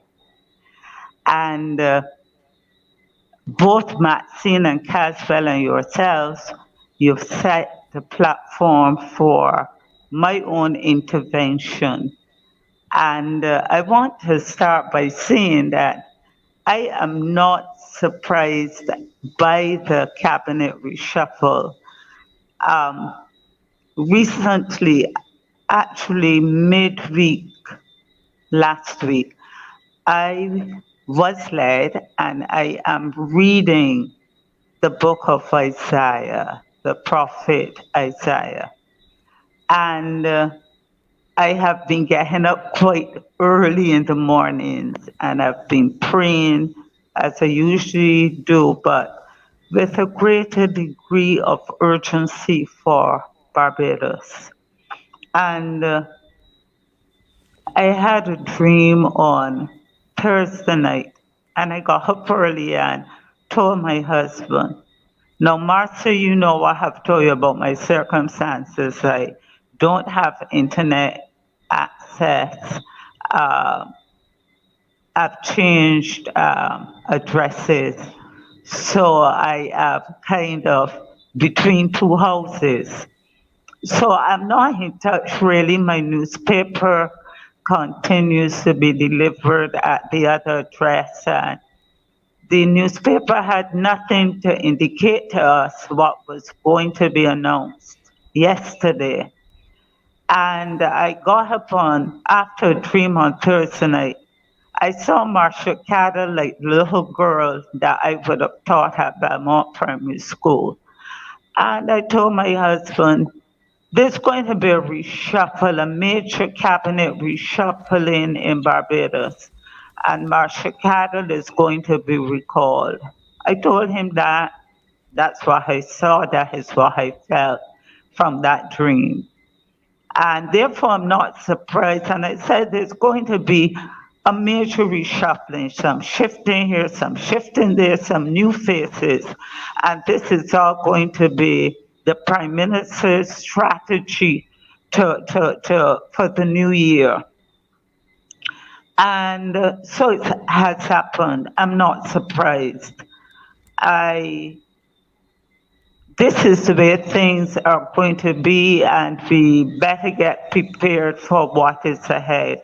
Hence, Marcia, why I called you this evening actually, to ask if I could share. And you know, I only ask when I am impressed or feel like to.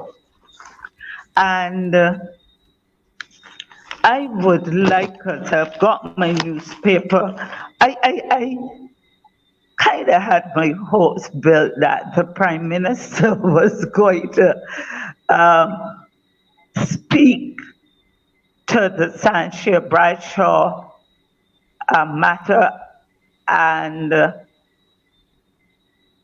speak to the situation as we would have expected her to. But then probably my hopes were high, and I don't know. But what happened is the usual. We would have thought that 2024, we would have seen something different, something more transparent, something more of a decent response.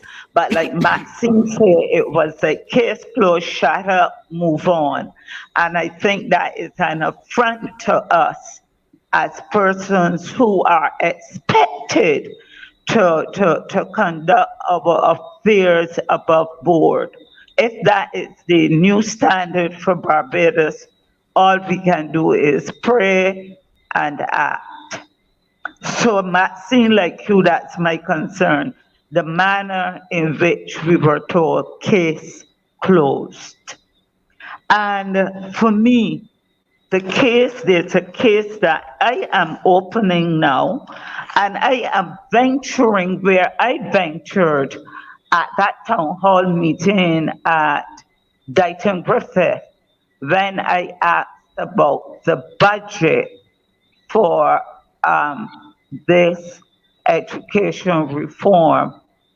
And I'm going to venture, I've not heard any of you speaking to it, but this is my concern, and this is where I would start. I wish that today's editorial, and I have the paper in front of me, it says, in the nation, PM's promises must become reality. And the last two paragraphs say, and read, we all heard the Prime Minister promise that she will be addressing the country at least twice a year, also vowing that even with the hectic travel schedule, she will not take her eyes off the country, given the access to technology.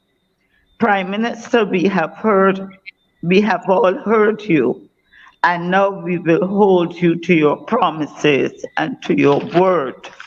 I wish that editorial would have explored it more by letting or asking questions concerning the Prime Minister's announcement of how she would be giving oversight to Barbados in the months ahead. I also refer to the clip, Marcia.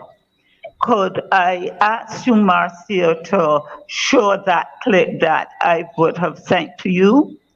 Yes, so we're going to work on that. I'm going to ask Dave to work on that for you.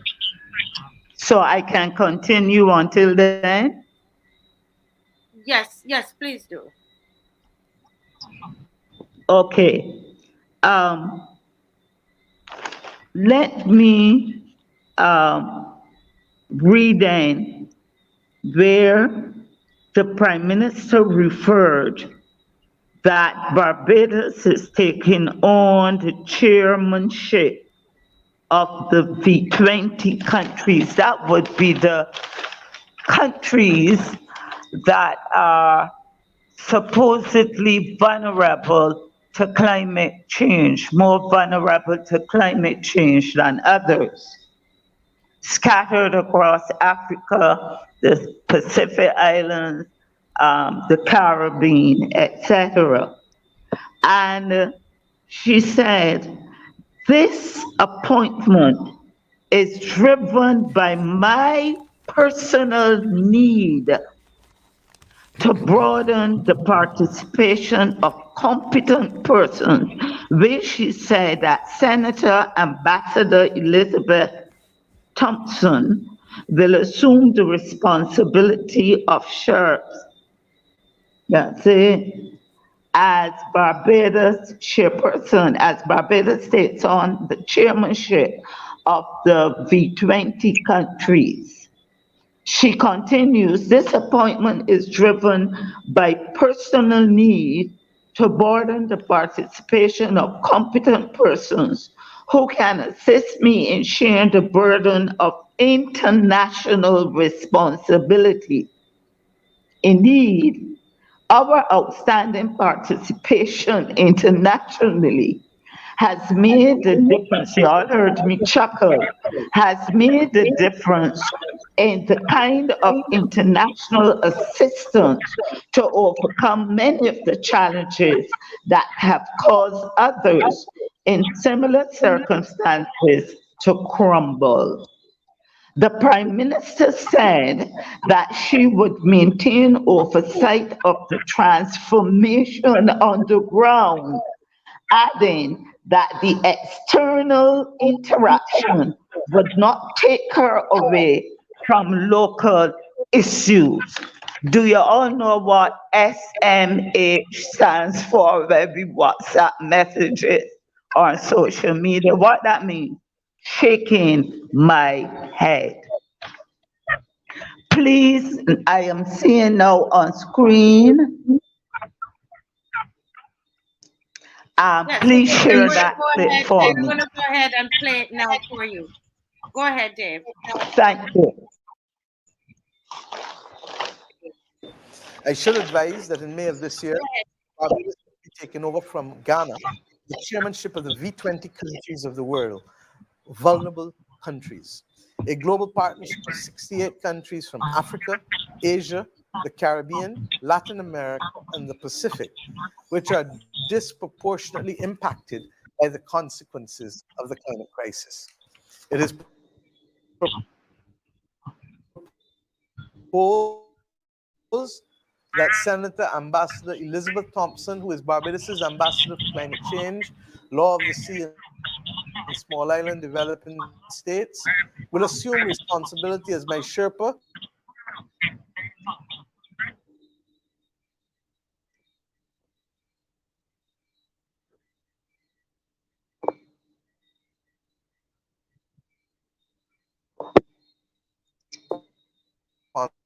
Hello, Marcia. We have Indeed, our technical outstanding difficulties. participation internationally has made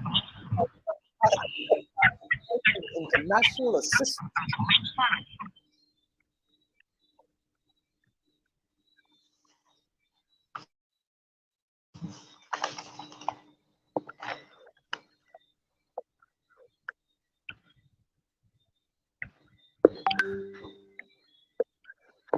Marcia?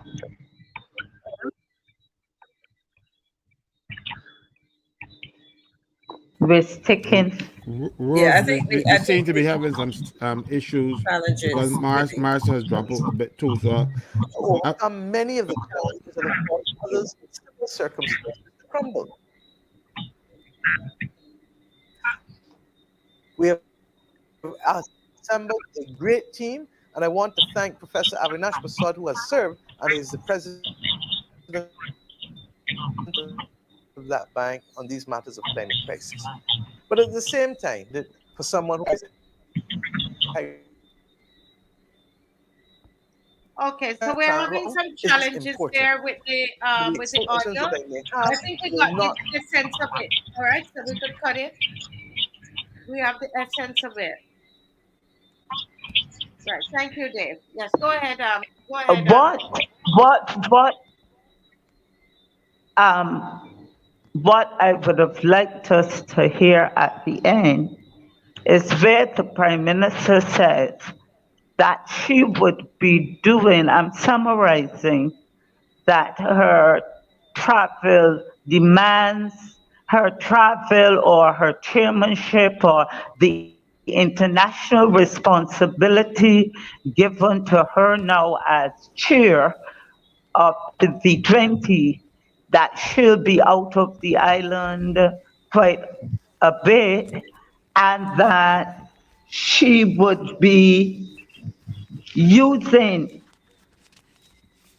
the burden of international responsibility, that's her term, and she did technology, and she will be using the technology to keep her hand on the pulse and her eyes. Rest assured, she said, that she will, her eyes will be on us and she will still be leading us using the technology. And here is the question, presumptuous one, that I'm asking.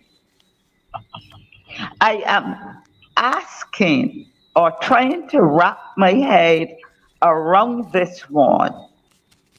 Is the Prime Minister asking or telling us to accept the notion as citizens? She did appeal to us through her narrative, through her press conference. And actually, I had thought that the delay and somewhere in there that the Prime Minister was going to speak to that matter and say that she is looking at stepping down in a couple months' time or later this year to pursue her bigger agenda. I did not expect that it would be this straddling, looking, um, undertaking the international responsibility and governing us remotely. I do hope that they would have learned from COVID-19 when classes were taught remotely and the fallout from those classes. And there could be national fallout if we are governed remotely while the Prime Minister pursues that international goal to which she has alluded and winked her eye at.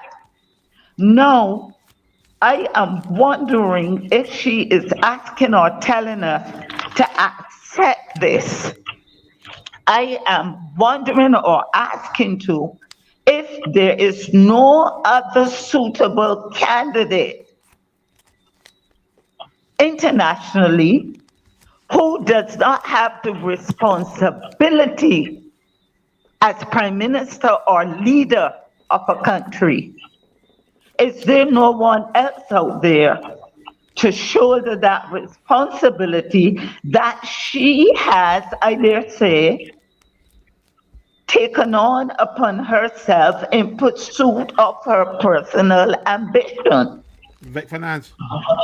And to me, Caswell, to me, Marcia, to me, Maxine, to me, all of to the persons who are listening on, I kept drawing the analogy or the comparison of a guardian or a mother or a parent who tells her household, look, fend for oneself.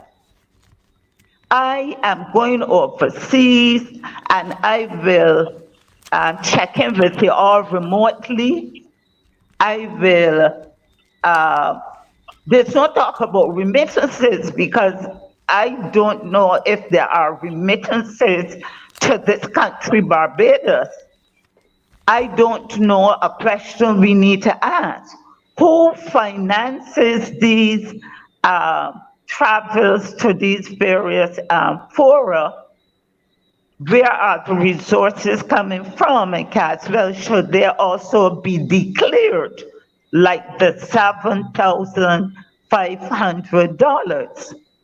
I don't know. I'm just a novice. I'm just a concerned citizen. And it is just as I was saying, like a household where a parent, a guardian, leaves your household in the care of an auntie, their aunt, granny, your other siblings who themselves are struggling, and their resources are limited to manage that household. When we look at Barbados and we think of a household, we have needs. Well, we're blaming the potholes and the craters in the road, as the Prime Minister noted, to climate change and climate crisis. We know our situation with education, we know our situation with health, we know social services, we know the conditions of transportation, we know how our house looks. And our Prime Minister is very much concerned with the international responsibility before domestic responsibility. I am not happy about this. When we went to the elections, and I asked an analyst to pull up this information for me. When we went to elections in 2018, 73%, a total of 112,955 persons, over 3-1, voted for the BLP. 22%, a mere 22%, voted for the DLP, coming in at 33,551 votes. Then there was a 5%, 7,232 who voted under other parties or independent. And I'm proud to say that out of that 232 votes, I garnered 203 votes for Solutions Barbados, contestant St. Philip North. And I'm proud to say that those votes and my votes in my constituency did not go to the BLP, neither to the DLP, but the country went with 112,955 votes, bringing home 30-0 for the BLP. Now to have a Prime Minister in her second term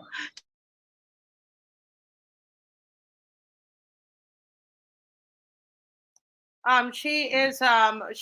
can't hear her. She's going to come back in, but as usual, can you hear me, Mr. Franklin? Rose is raising a very important point. She's back. I think she's back there. You're back, Miss Corbin. Just let me finish, Marcia. Just let me finish, because I'm concerned that my cell phone might overheat, not because of my passion, but it's been overheating, and the batteries go quickly. So may I just pull up on this one? In 2022, 78,720 persons, 69% of the voters, voted for the BLP. 30,273, 27% voted for the DLP, and 5,042, 4% voted independent and other. These persons, given them 30-0 again. When you, the Barbadian public, who voted for the BLP, you voted because Mia was charismatic.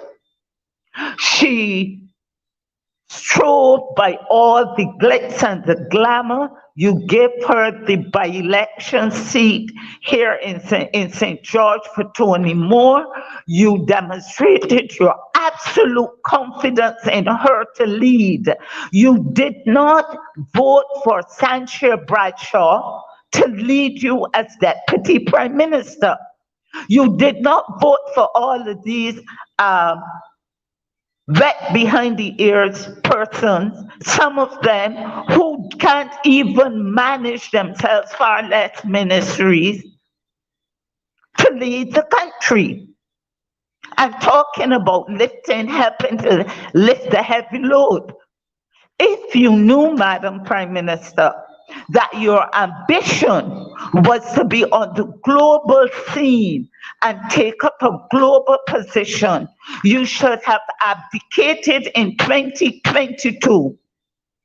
Let someone else lead the country into election and subsequently become the Prime Minister and be committed to lead us on the ground and not remotely.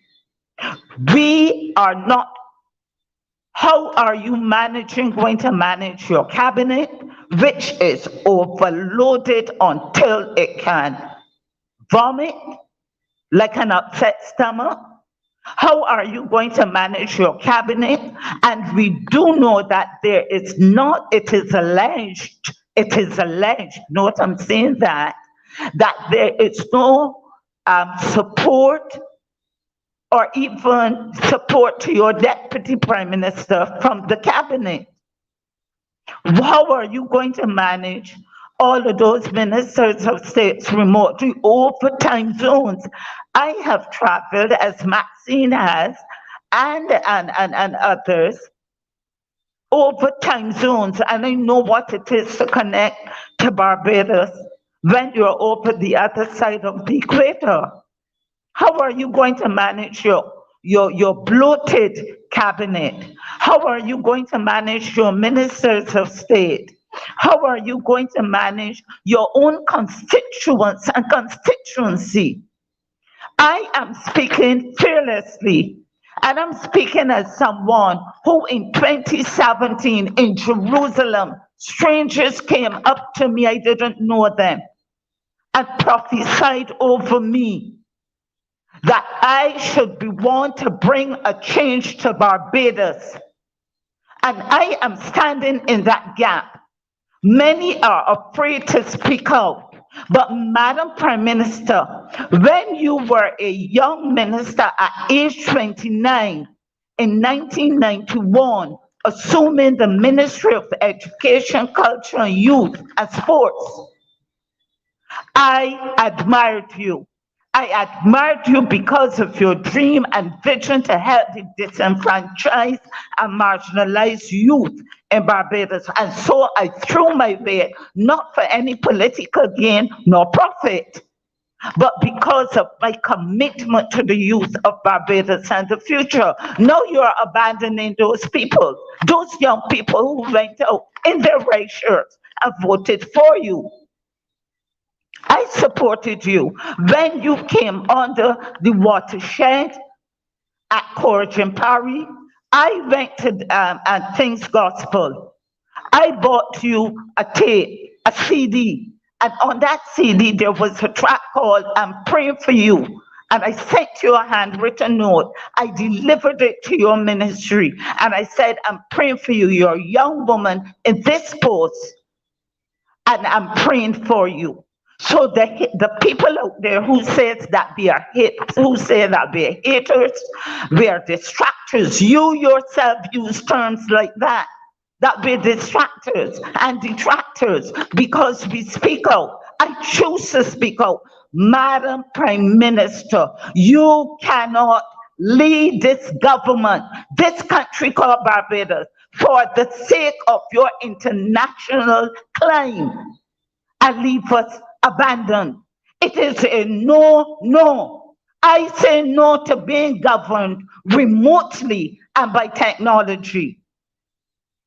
I say no. Thank you, Marcia. Thank you, Caswell. Thank you, Maxine. Thank you for those who are listening. And I hope you support us in saying no. And especially those who in 2018 were swayed. And I'm talking about the church to which I belong. I'm talking to communities. I'm talking to all those who threw their weights behind her when she said, give me the vote and watch me. Now we are literally watching you, Prime Minister. It is a no, no. Thank you. Thank you. Wow. Rose says she is opposed to Prime Minister governing us remotely. I'm opposed to Prime Minister governing us. Full stop. Yeah. But you know, Caswell, this is a very important point that Rose is making, and There she is. I'm turning off her mic, Rose, only because there's a static. But when you're ready to speak again, you can always turn it on. So let me just turn it off. We're gonna mute the mic. I'm trying to mute your mic. Yes. Okay. So I'm saying that this is, and you listen carefully to what she's saying. I think she's making a very, very, very serious point here. You know, so because she's saying that Liz Thompson, the Prime Minister, is going to be her support. This is telling us that we must get ready based on what I'm hearing, and we're going to find that and play it properly tomorrow night, Mr. Franklin. Play that and break it down as much as it's difficult sometimes to listen. But we got to listen to that ahead of time and break it down, Miss McLean, and continue on this there because somebody said this could be a chance to us to get rid of her because really and truly it's not benefiting us. And as Miss as Mrs. Corbin said, we know what it is to teach online. Teach online and being in person is not the same thing. You know, our education system was messed up because of this online teaching. And we're saying that we are tired of this. And it seem as though it is going to get a bit worse, or traveling going to get a bit worse. In terms of we're abandoned. We're one young person. I have to say this before I know Caswell is getting ready to say something, or Miss McLean, but can I just tell you this, that I was speaking to a young person at Christmas, educated person. And she said, I want to come back to Barbados so much, but she said that we have lost hope in our PM. She said, I loved her and I still love her, but she doesn't have any time for us. The same thing. This is a millennial. And she was saying to me, she now has her master's. I won't say in what, so in case somebody listening would know who she is. But she was saying to me, we have lost hope. We saw this woman and we thought that she was able to lead Barbados and to lift us up as a people. But we have lost hope because, and I said, why? She said, because this leader has has gone after personal gain and personal achievements. And so this is what has happened. There is somebody here who is asking a question, and I have to answer it now, Mr. Franklin and Miss McLean. Pardon me, not changing the subject, but I want to address it because this is somebody from the church, and they are asking Yolanda Canterbury. I don't know if you're still there, my sister.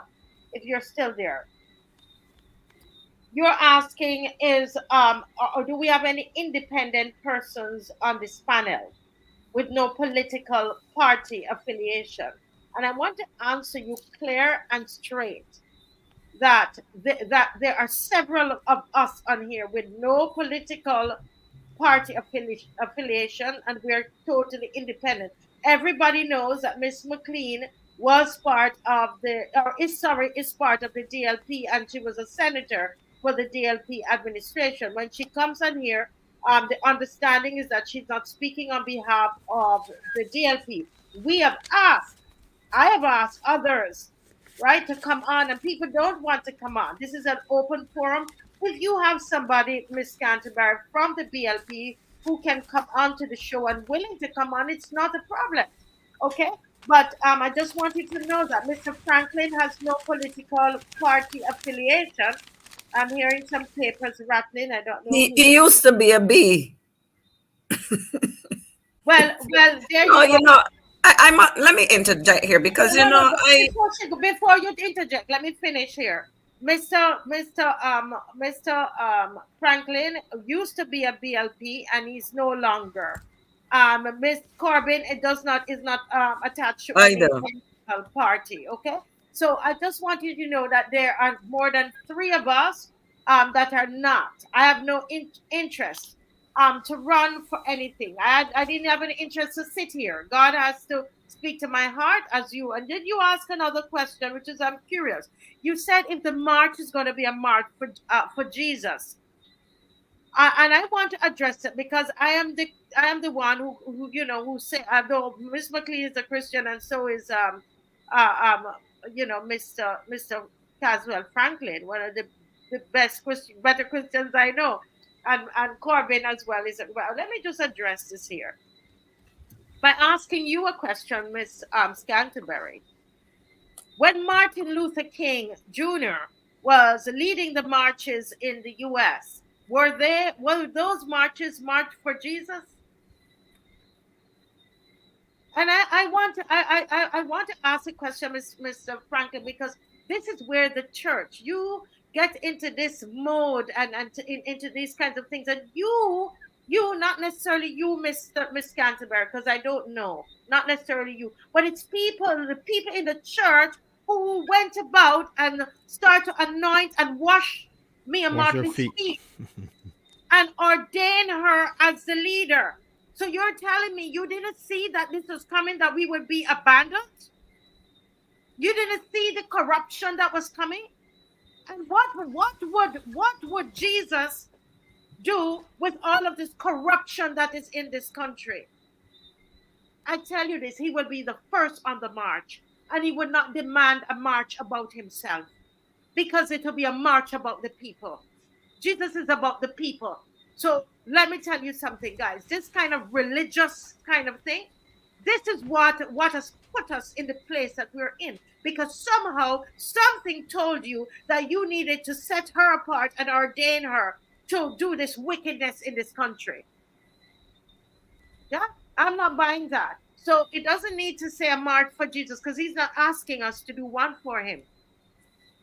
He's asking us to take care of the widows, the old people, the elderly people in here that are being unfared. They were the first that they said to line up and take the thing in their arm. They are the first that this ID, they're saying that, oh, they can't ride the bus with the ID. You, as a Christian person, should stand up and speak on behalf of the elderly in this country that are being unfair. The elderly that they're pushing and tell them, people, older people, you can't stop working till you're 68. What do you think that Christ would do about that? When they themselves are taking their pensions at 50, Christ would turn over every table in this country. Huh? You think he would be doing a little march? He would go inside of parliament and take out a whip and beat every single one of them inside of there. All 30 would get a beating because of what they're doing to the poor and the elderly. So I want to speak to the church. I want to speak to you on that religious thing that you're carrying on and call in the name of Christ.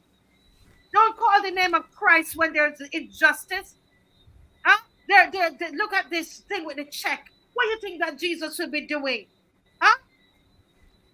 Stop it, please. Stop it, because it is people like us in the church why we're in the state that we're in right now. So don't tell me anything about no march for Jesus. Jesus don't want no march. He wants us to march for the less fortunate and those who can't march for themselves, the old people who can't come out there, who they're forcing to take an ID, to go and pin their ID to something that they don't even understand, and telling them they can't get their pension unless they pin it. Come on, church. Don't get me started. Over to you, Mr. Franklin. I'm too hot for this. I'm sorry. Yeah, Marcia, I gotta sit back and listen to you the rest of the night. No, I'm serious, because the church needs to be told these things. They need to stop this nonsense about the politicians walking in the church and they're stopping the service and laying hands on them, like they worship them. Then when a politician come to church, he come to church like anybody else, you know. But they go and sit down and get the basin of water, and I don't even know if it is the normal good water or jobby water or whatever, put them in now, and tell them and wash their feet. I've actually seen people washing the prime minister's feet. I don't know if she can get them washed, but certainly not at church, you know, because you know the Jesus washed the disciples' feet, so they want to elevate her to that level. You got to see what these people are doing. You know, they are likening her to Christ. You know, and this kind of worship. No man on this earth deserves that type of worship. I don't say I don't love her. I don't hate her. You know, I won't go as far as loving her, but I don't hate her. I, um, so I don't want to see any harm come to her. But and I don't think it would be any harm if she leaves office, because what she is doing now is harming this country. And her the way she comes to these people, you know. But as like we said earlier, you know, she tried to change um that press conference. I think Maxine, you noticed that she had on pink. I think that was the nice thing about the thing. You know, she had a nice little soft color and stuff. You know, because she tried to change, but coming there to the end, you know, she was getting back to her old self. You know, so she should have half-hour press conferences, because I think that's more she could maintain this facade of decency and respectability. What we must do is to call a spade a spade. If you see something that is wrong, do so. Like, I am a trade unionist first and foremost. That's what I tell people. I think that's my calling that God has determined for me. I'll tell you why I say that. I worked for the NUPW, and I got fired 3 times from NUPW, you know. But each time I got back there, you know, each time they called me back and I reconciled and I went back and do it. And then, you know, when the people at the airport decided they can't allow NUPW to service them anymore, they asked me if I would do it. And I thought about it, and I said, you know something? Every time I end up back in industrial relations, I don't care what I do. I was in I was in trade unionism. Then I went into politics. I come back into trade unionism. Every time I leave, I end up there. So I said, oh, you know something? People just thought, well, God talking to them and think, well, he ain't talking to me, he's showing me. And I don't want to end up in any whale guts. So I will stick to this union thing, because that's where he's sending me. You know, Jonah disobeyed and he ended up in the whale guts. And I really don't want to go in those narrow confines. So I said, you know, this is where God is leading me. And I believe that with all my heart. So, and I believe that if you want to be honest and truthful, you tell the truth. And because the way the society is today, how Bible says, I believe that a politician can be honest, but I don't think the majority of the population expect politicians to be honest. And so when you hear them saying that she making these kind of remarks and left out words and changing words and stuff and what things that people said, that is not honest. But people would cheer her on for it. I do not appreciate that. I do not like it, you know, and I do not want to like sacrifice myself or what I'm doing at the hands of any politician or anything else. She herself has asked me to run, right? Because I was offered to run before Tony Moore, and I said to her, you know, Prime Minister, I got my knees give me some problems. I can barely walk, so I can't run. And I made a joke of it.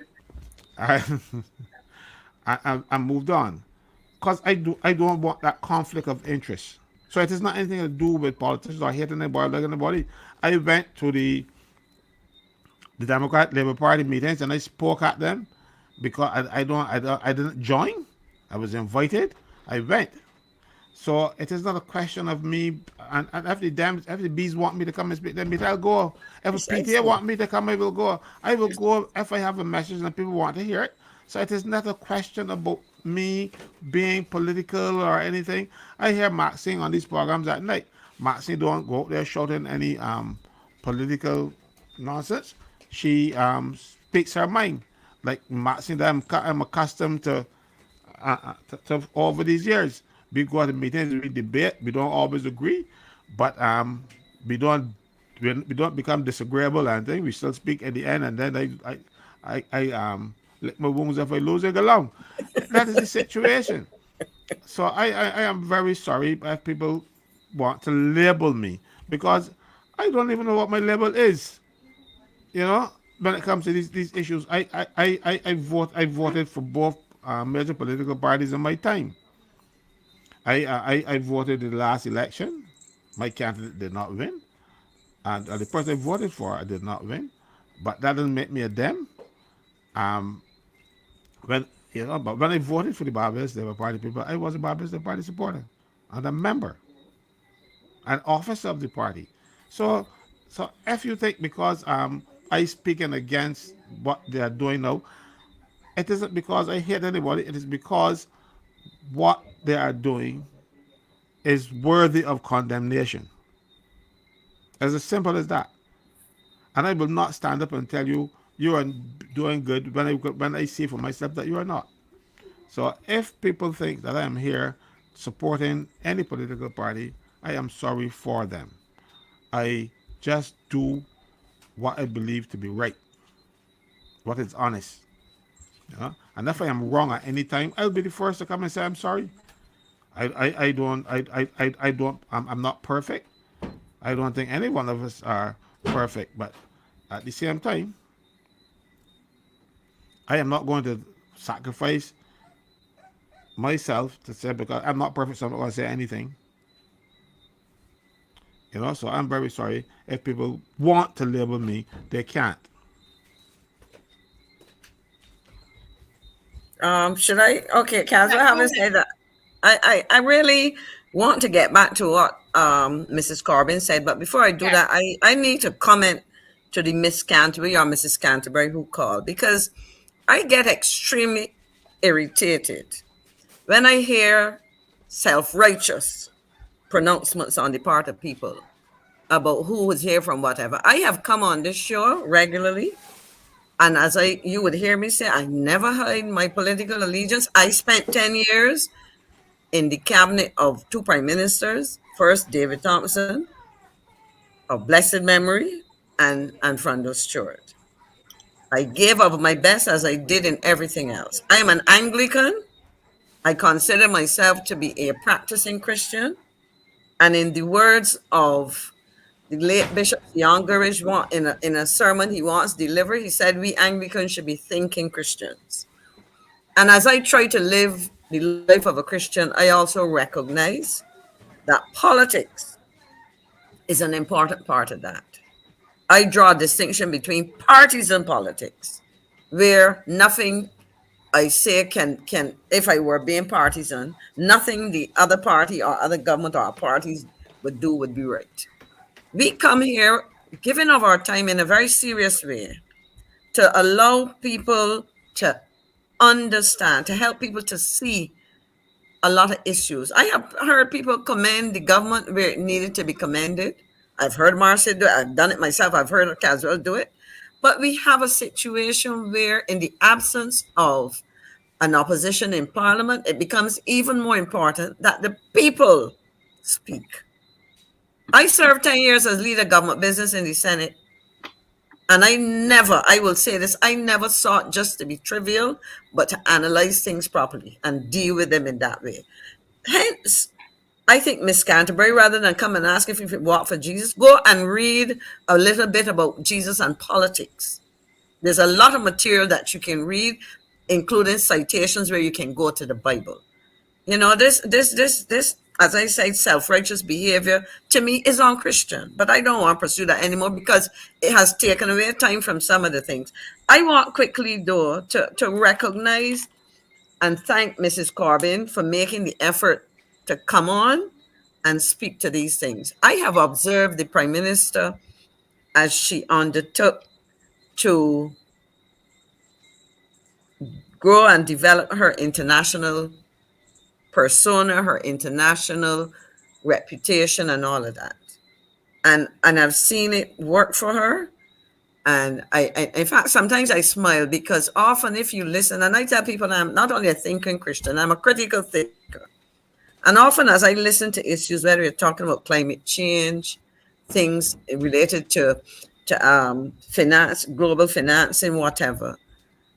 If you do not follow these things, you would think that the prime minister was initiating a lot of these things for the first time. She has been a good champion of these causes, but I have also come to the conclusion that what the prime minister is saying and doing seems to be less about furthering the interests of Barbados and more about furthering her personal agenda. Where the two coincide, fine. But I mean, and I hope Marcia will play before we leave tonight the section of that, because my question is, how can you, as the leader of government, talk in terms of staying in touch virtually? That's remotely and all of this. It cannot work. Furthermore, having listened to the changes that were made, how can the prime minister contemplate what I interpret her to be telling us at a time when her cabinet, frankly, has not been performing? And I want to look at a couple of the reshuffles. Now, I heard discussion about Dr. Brown, but my personal take on Dr. Brown, and I could only ask the question. I've never spoken to the member of parliament, to the minister, the former minister. But I get the impression that Dr. Brown has grown tired of not being the minister in the Ministry of Health, but being the surrogate minister of, or the de facto minister of, because I cannot frankly remember the last time when I heard Minister Jerome Walker. I can only surmise that perhaps he was not happy with the last reshuffle when he was put back into a ministry where his performance was not stellar and where I didn't expect it to be any better. I mean, he was probably more comfortable in the Ministry of Foreign Affairs and Foreign Trade. Now, the Prime Minister is talking about abandoning us in the traditional way that the Prime Minister is expected to function. Let me describe it as such. At a time when she has taken a minister, that is the Davidson Ishmael, a pretty young and green politician. That does not mean he couldn't be a minister, but he was given a chance. But he had a ministry that is very critical. The Ministry of Industry, Innovation, Science and Technology, I think, was one. I hope that's the most current title. But that is where he was. Now, when you look at that ministry, that is part of what I call the engine room of the, when you look at government policy and programming and so on, of the economy, industry, innovation, science and technology. And it has been, and I will say this, and if you want me to bring evidence, I can do it later because I'm conscious of the time, Marcia. But it has been a disaster.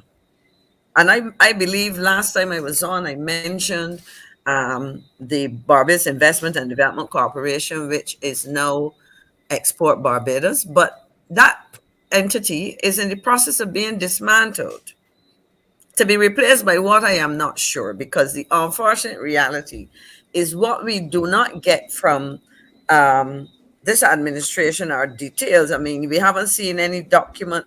I spoke about this in relation to education, any substantial document. I remember when we were talking about transformation in tourism, you get white papers. People may say that that's a lot of paper, but so these documents are supposed to demonstrate substantial thought and analysis and so on, and sensible conclusion. So when we look at a decision by the Prime Minister where we are now trying to grapple with what exactly will that mean on a day-to-day, we have a minister who was in charge of a very significant portfolio being demoted. Now, I think Marcia Cadell will replace him, and I trust that she will do better. I trust so, but we will have to wait and see. She will do better to the extent that she has the people around her as well to make it happen. And based on some of what I'm seeing and the mouthings, because you see, we get a lot of sound bites, and I think the Prime Minister gets carried away with these and the people who issue them. But for me, I like to get beyond the sound bites to really delve into what people are really saying, and more importantly, how it translates into action. So I am like Rose. I'm very concerned that we are not at a place in Barbados where we can have an occasional prime minister. And to be quite honest, in all fairness to Santia Bradshaw, I don't know that um, she has really been able to fill the breach.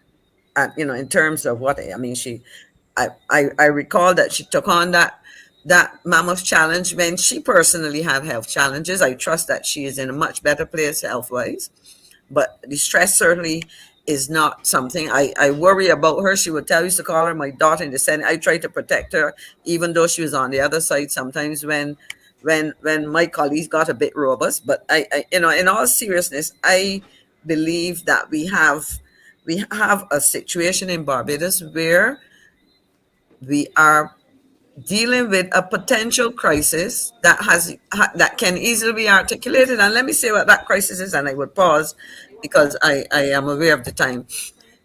We have been hearing about foreign reserves. We have been hearing about our ability, in terms of that. But on the other hand, what we have not been seeing is the demonstration of the capacity of this administration working with the private sector, old and new, to generate the kind of economic activity which would allow us to earn either foreign exchange or save foreign exchange. I think Kimar started on a very serious analysis a couple shows ago when he presented, I think it was probably the last show, when he presented information on our debt situation. What must accompany that now is an analysis of a repayment schedule to show you how serious a problem we have. And therefore, I think just Professor Robinson also touched on that, and I will look for that clip and share it with you, Marcia, where he made the point that in the recent debt service payments, about half of it was money that was borrowed. Some of these same foreign exchange. So we borrow money to pay back loans. So I think at the end of the day, when you march, and I will say this, I have stayed away from those marches for the very reason, Marcia, and I told you this, that as a member of the Democratic Labour Party, nobody will point at you and say, look, you allowing Maxine McLean from the DLP or whoever to, or there's a DLP march. My thoughts and opinions are shared here, but I also have a way of doing things that I've always done, and I do it with a level of integrity, openness, and honesty. So I don't need no legislation or nothing or whatever. I will declare who I am. And so at the end of the day, what are we facing?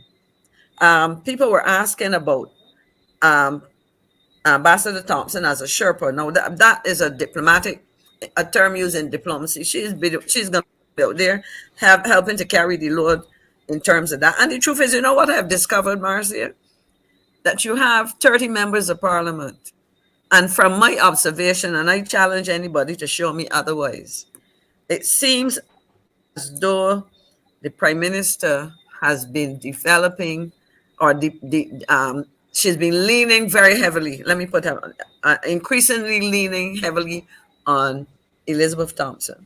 So I'm not surprised. I mean, of course, as a former minister of the environment and the issues there, I think she's the only person that I have heard really speaking to these issues in any meaningful way. The minister of the environment read some statements sometimes, and I ask myself if he really understands the issues that he's talking about.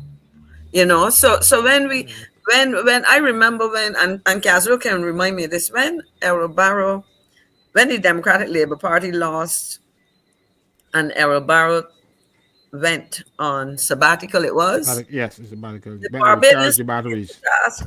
He went away for a while. He was leading the opposition. Yeah, he said he's going to recharge the batteries. And Come he was back. going to recharge his batteries, and he was the opposition, and Barbadians took him to task. But here we have a prime minister who's going to I don't know what to demonstrate what to the world, and essentially abandoning her day-to-day presence in a situation where her cabinet contrary to what she said about many hands making light work, too many cooks have been spoiling the broth, and without leadership, it should be very interesting. Unfortunately, not in a positive way, because I don't see that we can afford as a country to have a rudderless kind of situation, because that's what it's going to be.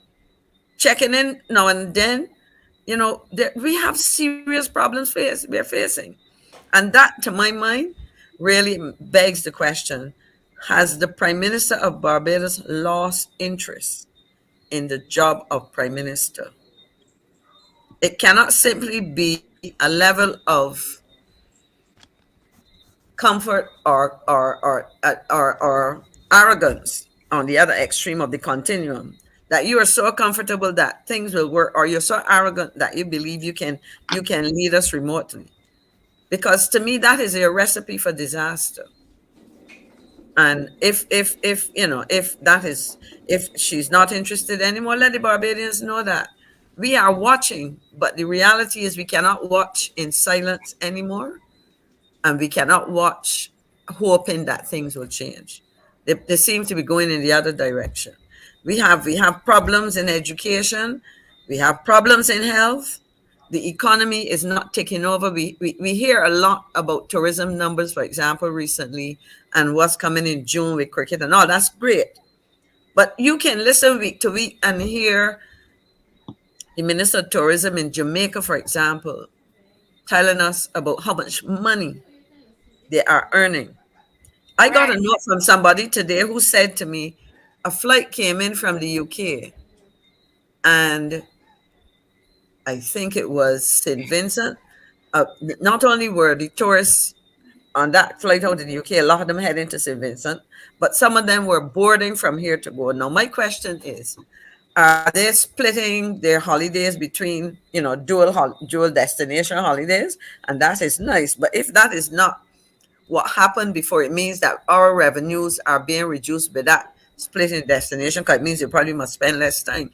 So I really want Barbadians, including Miss or Mrs. Canterbury, while she's praying for this nation and question us, pray for us that we will continue on this show to go and do the research, come to Barbadians as a commitment to the people of this country and the region and beyond, to share with them issues that otherwise are not being ventilated in the same way.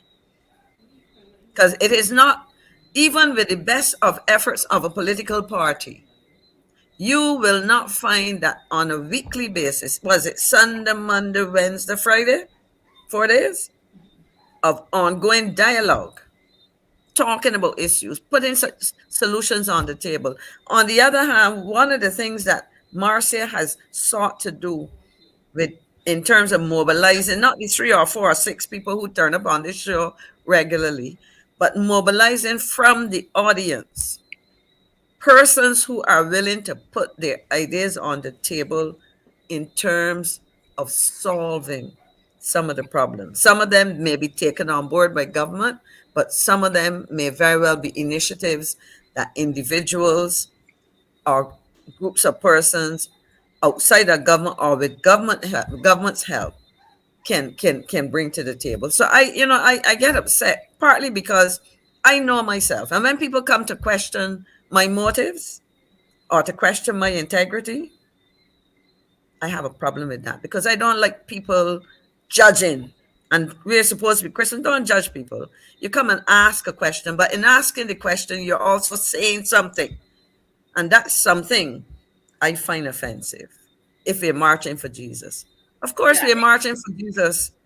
If Jesus wants us, if we're marching for right and what is decent and what is good, But anyhow, don't let me start, because years ago, a relative of mine who was a a late priest, because he's passed, said to me when it was late, he was going to make a minister out of me. And I remember when I became a government minister, I told him that I thought it was the other kind of minister that he was going to make of me. But it's still not too late for that one. But please be Christian in your thinking, and understand that we certainly, I can speak for everybody that I've seen on this program, come here with the first intention to make our views help to make this country better. And I think I've said a lot. Well, at least, Marcia, I'm not dozing tonight. And that, we won't tell them that. I can't tell Caswell that joke. He won't live it down. But Mr. Franklin, Later, Caswell. before you jump in there, I want to also say this is something that I want to talk a bit more on tomorrow. Because I want to talk to my fellow Barbadians about this thing, right, Mr. Franklin? Where it's almost like people there's this thing that they said, so but if she leaves, who will we don't have anybody else to manage to govern this country. That We'll that that find is somebody. that is such a lie. That is such a lie. And um, then there is there because you know what, you might even have somebody from among them. But remember, because you have to remember as well, you know, Miss McLean, that a lot of these MPs, they're not shining because of how she mother him, Managers. because Yes, of how she is. So a lot that's of them, right. it's not that they're not smart people and that they could not manage and govern this country. It's because of how. So we're not. I personally am not even saying that you know that you can't get a leader from among the 30. What we're saying is that this woman, this political leader, she has proven herself of not being capable. One, she doesn't even have the time, right? She doesn't even have the time to do what she has to do. She's already, from what the clip that we shared tonight, and we're going to talk about it more tomorrow. She doesn't have the time. So you know, stop that and stop saying if the DLP comes out and says something. Oh well, may I knock down the DLP. It's not. This is about your country. It's not about DLP or BLP. You're rejoicing that what Mia said, knock down DLP, and people are, oh, 30 love, 30 love. No, that's the wrong way, the wrong spirit, the wrong attitude. This is your country. It's your country, and we're not advocating a DLP, BLP, or even the third parties that you're not hearing a word from them. We're not, but we believe, listen, we are looking for good governance to Barbados, wherever it come from. If it come from a tree, it come from a tree. Good governance to this beautiful country. That's it. Over to you, Mr. Franklin. You know, I just want to make two comments about what Maxine said. I could make a lot more, but I just wanted to let her know that Marsha Kettle only has to do something to do better than Ishmael Roy. She only has to do something because he has not done anything yet. That's probably why he was demoted, because we have not seen anything that he has done. I remember he came up once and said that we were having issues with the technical issues with the TRIDENT ID. That's why we had to put back the date. And then a couple of days later, Prime Minister government said around the cards. So even then, you know, they run out of cards. Yeah, so but that was the technical issues, you know. So they just don't That want to was a come up. technical issue, Caswell. you know, and the next thing, you know, you said the Prime Minister might have lost interest in becoming and staying Prime Minister.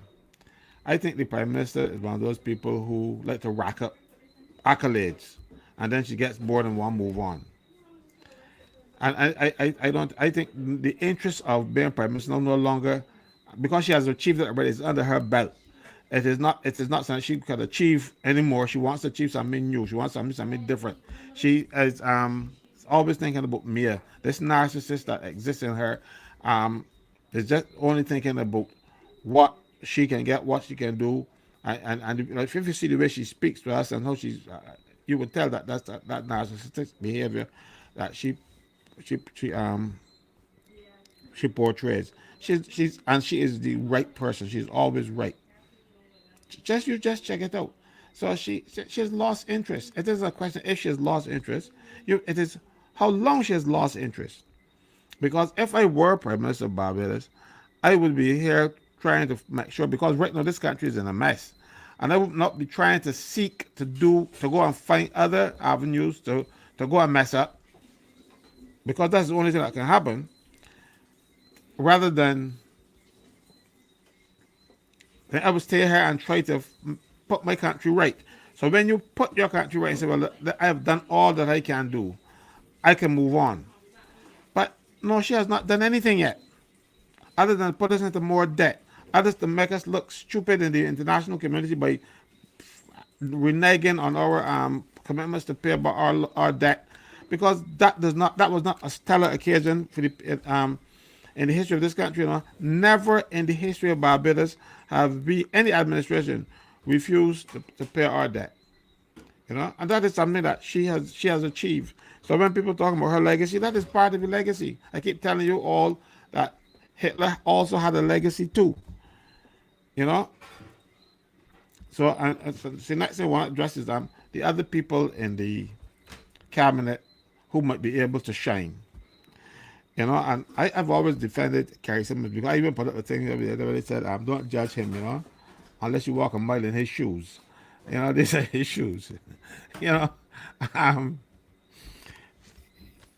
so you just don't judge him. You know, you have to walk a mile in his shoes. So you First figure he thing, can shine? huh? You figure he can shine? I don't think so, but I don't know if just you put the energy into it. give it a break. You know, but we have not allowed them to shine. We have not allowed them to shine, and quite frankly, some of them, you, in order to get them shine, you got to use a lot of polish and a lot of good old spit to get them shining. You know the you know the people talk about spit and polish, but we actually used to use water when I was a soldier. We used to spit, but they always just use spit. You got to use a lot of spit and polish to get them to shine, because what has happened is that Mia handpicked them, and she handpicked them for their incompetence, because she didn't want any challenges. You see, she was so insecure that she didn't want anybody who can appear not more knowledgeable than she was, and quite frankly, her knowledge was not great. So you didn't have to know a lot to be more knowledgeable than me. So she maneuvered most of the people in the Barbados Labour Party government right now were not selected through the process settled in the constitution of the party.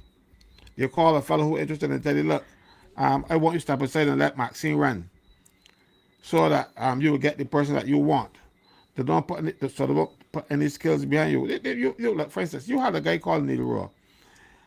He is, but they still have him.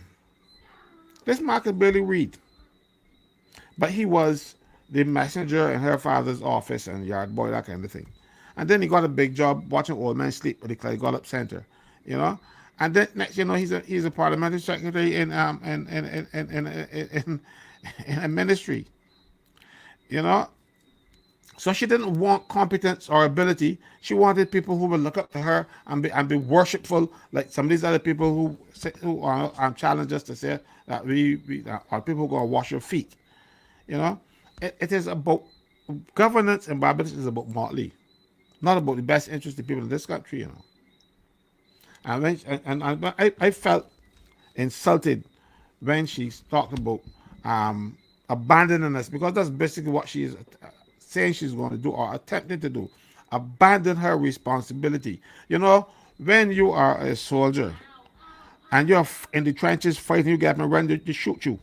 You know, it is I thought your own side shoot you simply because it's some sort of cowardice or something. You can't get your job done, so you can run and can go and mess up something else. You know, and let me tell her, and I tell all of you, she is aspiring to become the Secretary General of the United Nations. I am not a diplomat. I am the least diplomatic person that most people know. But in order to become the number one diplomat in the world, Secretary General of the United Nations, you have to be able to make friends with all. And she ain't a friend of Putin. And you can't get the job having jumping there and again to Putin's face and demand that he come out of Ukraine and that kind of stuff. You know, I thought she was going to beat him. You know, or send a platoon from the Barbados Defense Force to go after him, because the way she spoke, I really thought that she was going to call the troops. You know, and so Putin will not soon forget that. And he has a say into who will become the Secretary General of the United Nations, and he has a veto say. Because if a little country about the place said no, that's not a problem because, but the Security Council and then the permanent members of the Security Council, they can decide one vote takes you out. Not even the majority of the Security Council. If the United States, China, Russia, China, France, who was the other security member thing? If any of them say no, it is no. So, so even if everybody else in the world decides that mayor should be Secretary General, Putin will say, sorry, no, because you're getting Eh, people business. right. So anyhow, Marcia, we're approaching 10 o'clock, and I We're at 10. Yeah. want to say to the people now, Saturday is a very important day. Yes. We need to come out and show the people of this country that we mean business. And when I say we, I'm talking about the collective with Barbados. We need to come and say we mean business. We need to tell the politicians we are not happy with the nonsense that you call governance. Because governance is not putting old men to work to go to New York, bringing people and giving them a 6 months job and that kind of thing. Talk about World Cup. They got people left at the Cricket Association. They can do it. They've been running cricket for years. They don't need me to do it. And I'll tell you something. If you're not careful, the way she's messed up everything, if they put her to deal with cricket, no, it can be the shambles. You need to mind your business, and your business is taking care of Barbados. That's where you be elected you. Your business is not out there talking about the head in the V20. I thought she said there were 68 countries according to the V20. I don't know how that works out, but that is not your role.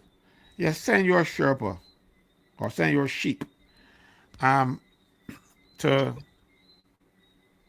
these conferences and say, but stay home, run this place. The Prime Minister has racked up more miles than most pilots. I'm talking about, I'm very serious. I'm very serious. I needed that laugh. But Caswell, we have to close off. We have to close off. Bring us to a close. I see Miss Corbin there, and somebody's asking us to say a prayer. I don't know, Miss Corbin, can you close with a prayer for us? And you have to come back on tomorrow night, okay? Oh, thank you, Marva, Marcia, thank you, Maxine, thank you, Caswell, thank you all those persons up there who have linked to a very stimulating discussion again. And most importantly, we say thank you, Heavenly Father, for your goodness to us, for your mercies, for your grace, for your provision. We pray, oh Father, that there be good stewards over the resources and the gifts and the opportunities and the blessings you've given to us individually, collectively, as a nation.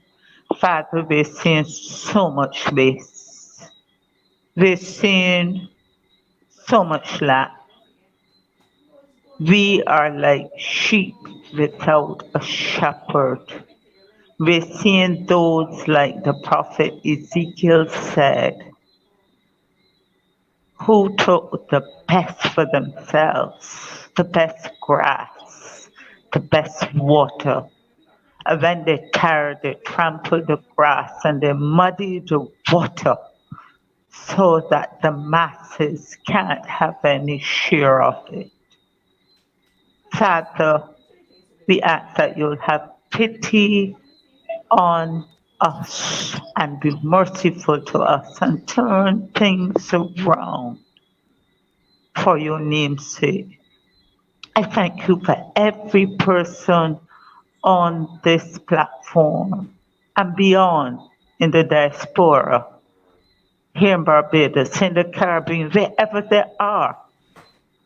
I pray you make provision for them and that 2024 will be a time where they see the provision of Psalm 23, which we all know, and that goodness and mercy will follow them, and that you will prepare a table before for them in the presence and before their enemies. And Father God, we know that some of us are going to be targeted because of the position and the stance we've taken, Caswell and Maxine and Marcy and myself and Kimar and those young people who come on and Heather and all the others who lend their voices with us, regardless of faith, regardless of political persuasion, will be targeted. But I smile because I know that Psalm 23 is alive and well, and we will do good and prosper in this land. So give us safety and your covering as Psalm 91 again reassures us. Thank you, Lord. God bless all of you. And we say these with the benediction. May the Lord bless you and keep you. May the Lord cause his face to shine upon you and be gracious unto you now and forevermore. Amen. Amen. Amen. Amen. Amen. Love you Thank you. all. Love you Thank you, all. Mrs. Corbett. And we hope to see you tomorrow night. And we're going to take some of what you've said, and somebody said we have to put them on a placard and to really push the whole thing. Thank you all so very much. Thank you, Miss McLean, for coming on and for your very in-depth and timely presentation. I know you're going to do some research on um, the passports, because that was a question we didn't get to do, but we want to tackle that tomorrow. Miss and Mr. Franklin, thank you so much. We did not have Kimar tonight. We miss him. But I want to thank you, Mr. Franklin, for being just. I came on here and I knew you were going to come on soon to rescue me. And I thank you every night you come on. Thank you to everybody who's logged on. We were over all 850 or 860 something people. Actually was, yeah, it's 874 or something like that. Is the highest that I saw tonight, and it's because the people care. And on Wednesday, I know I'm trying to start a fast personal, and anybody else who wants to join in with myself, Rose, anybody, and really, however you do what you do, because we can't push religion, but we look into God as well. But I believe in doing the work as well, right? So we're going to fast, you pray, and you're going to work. So I'm going to be out there on Saturday morning at 10 o'clock. All of these issues. So CG, we have to make some more placard, because we got to deal with this abandonment thing, right? We are children who are abandoned. Yeah. Bless you all. I love you. Bye bye. All right. Bye bye.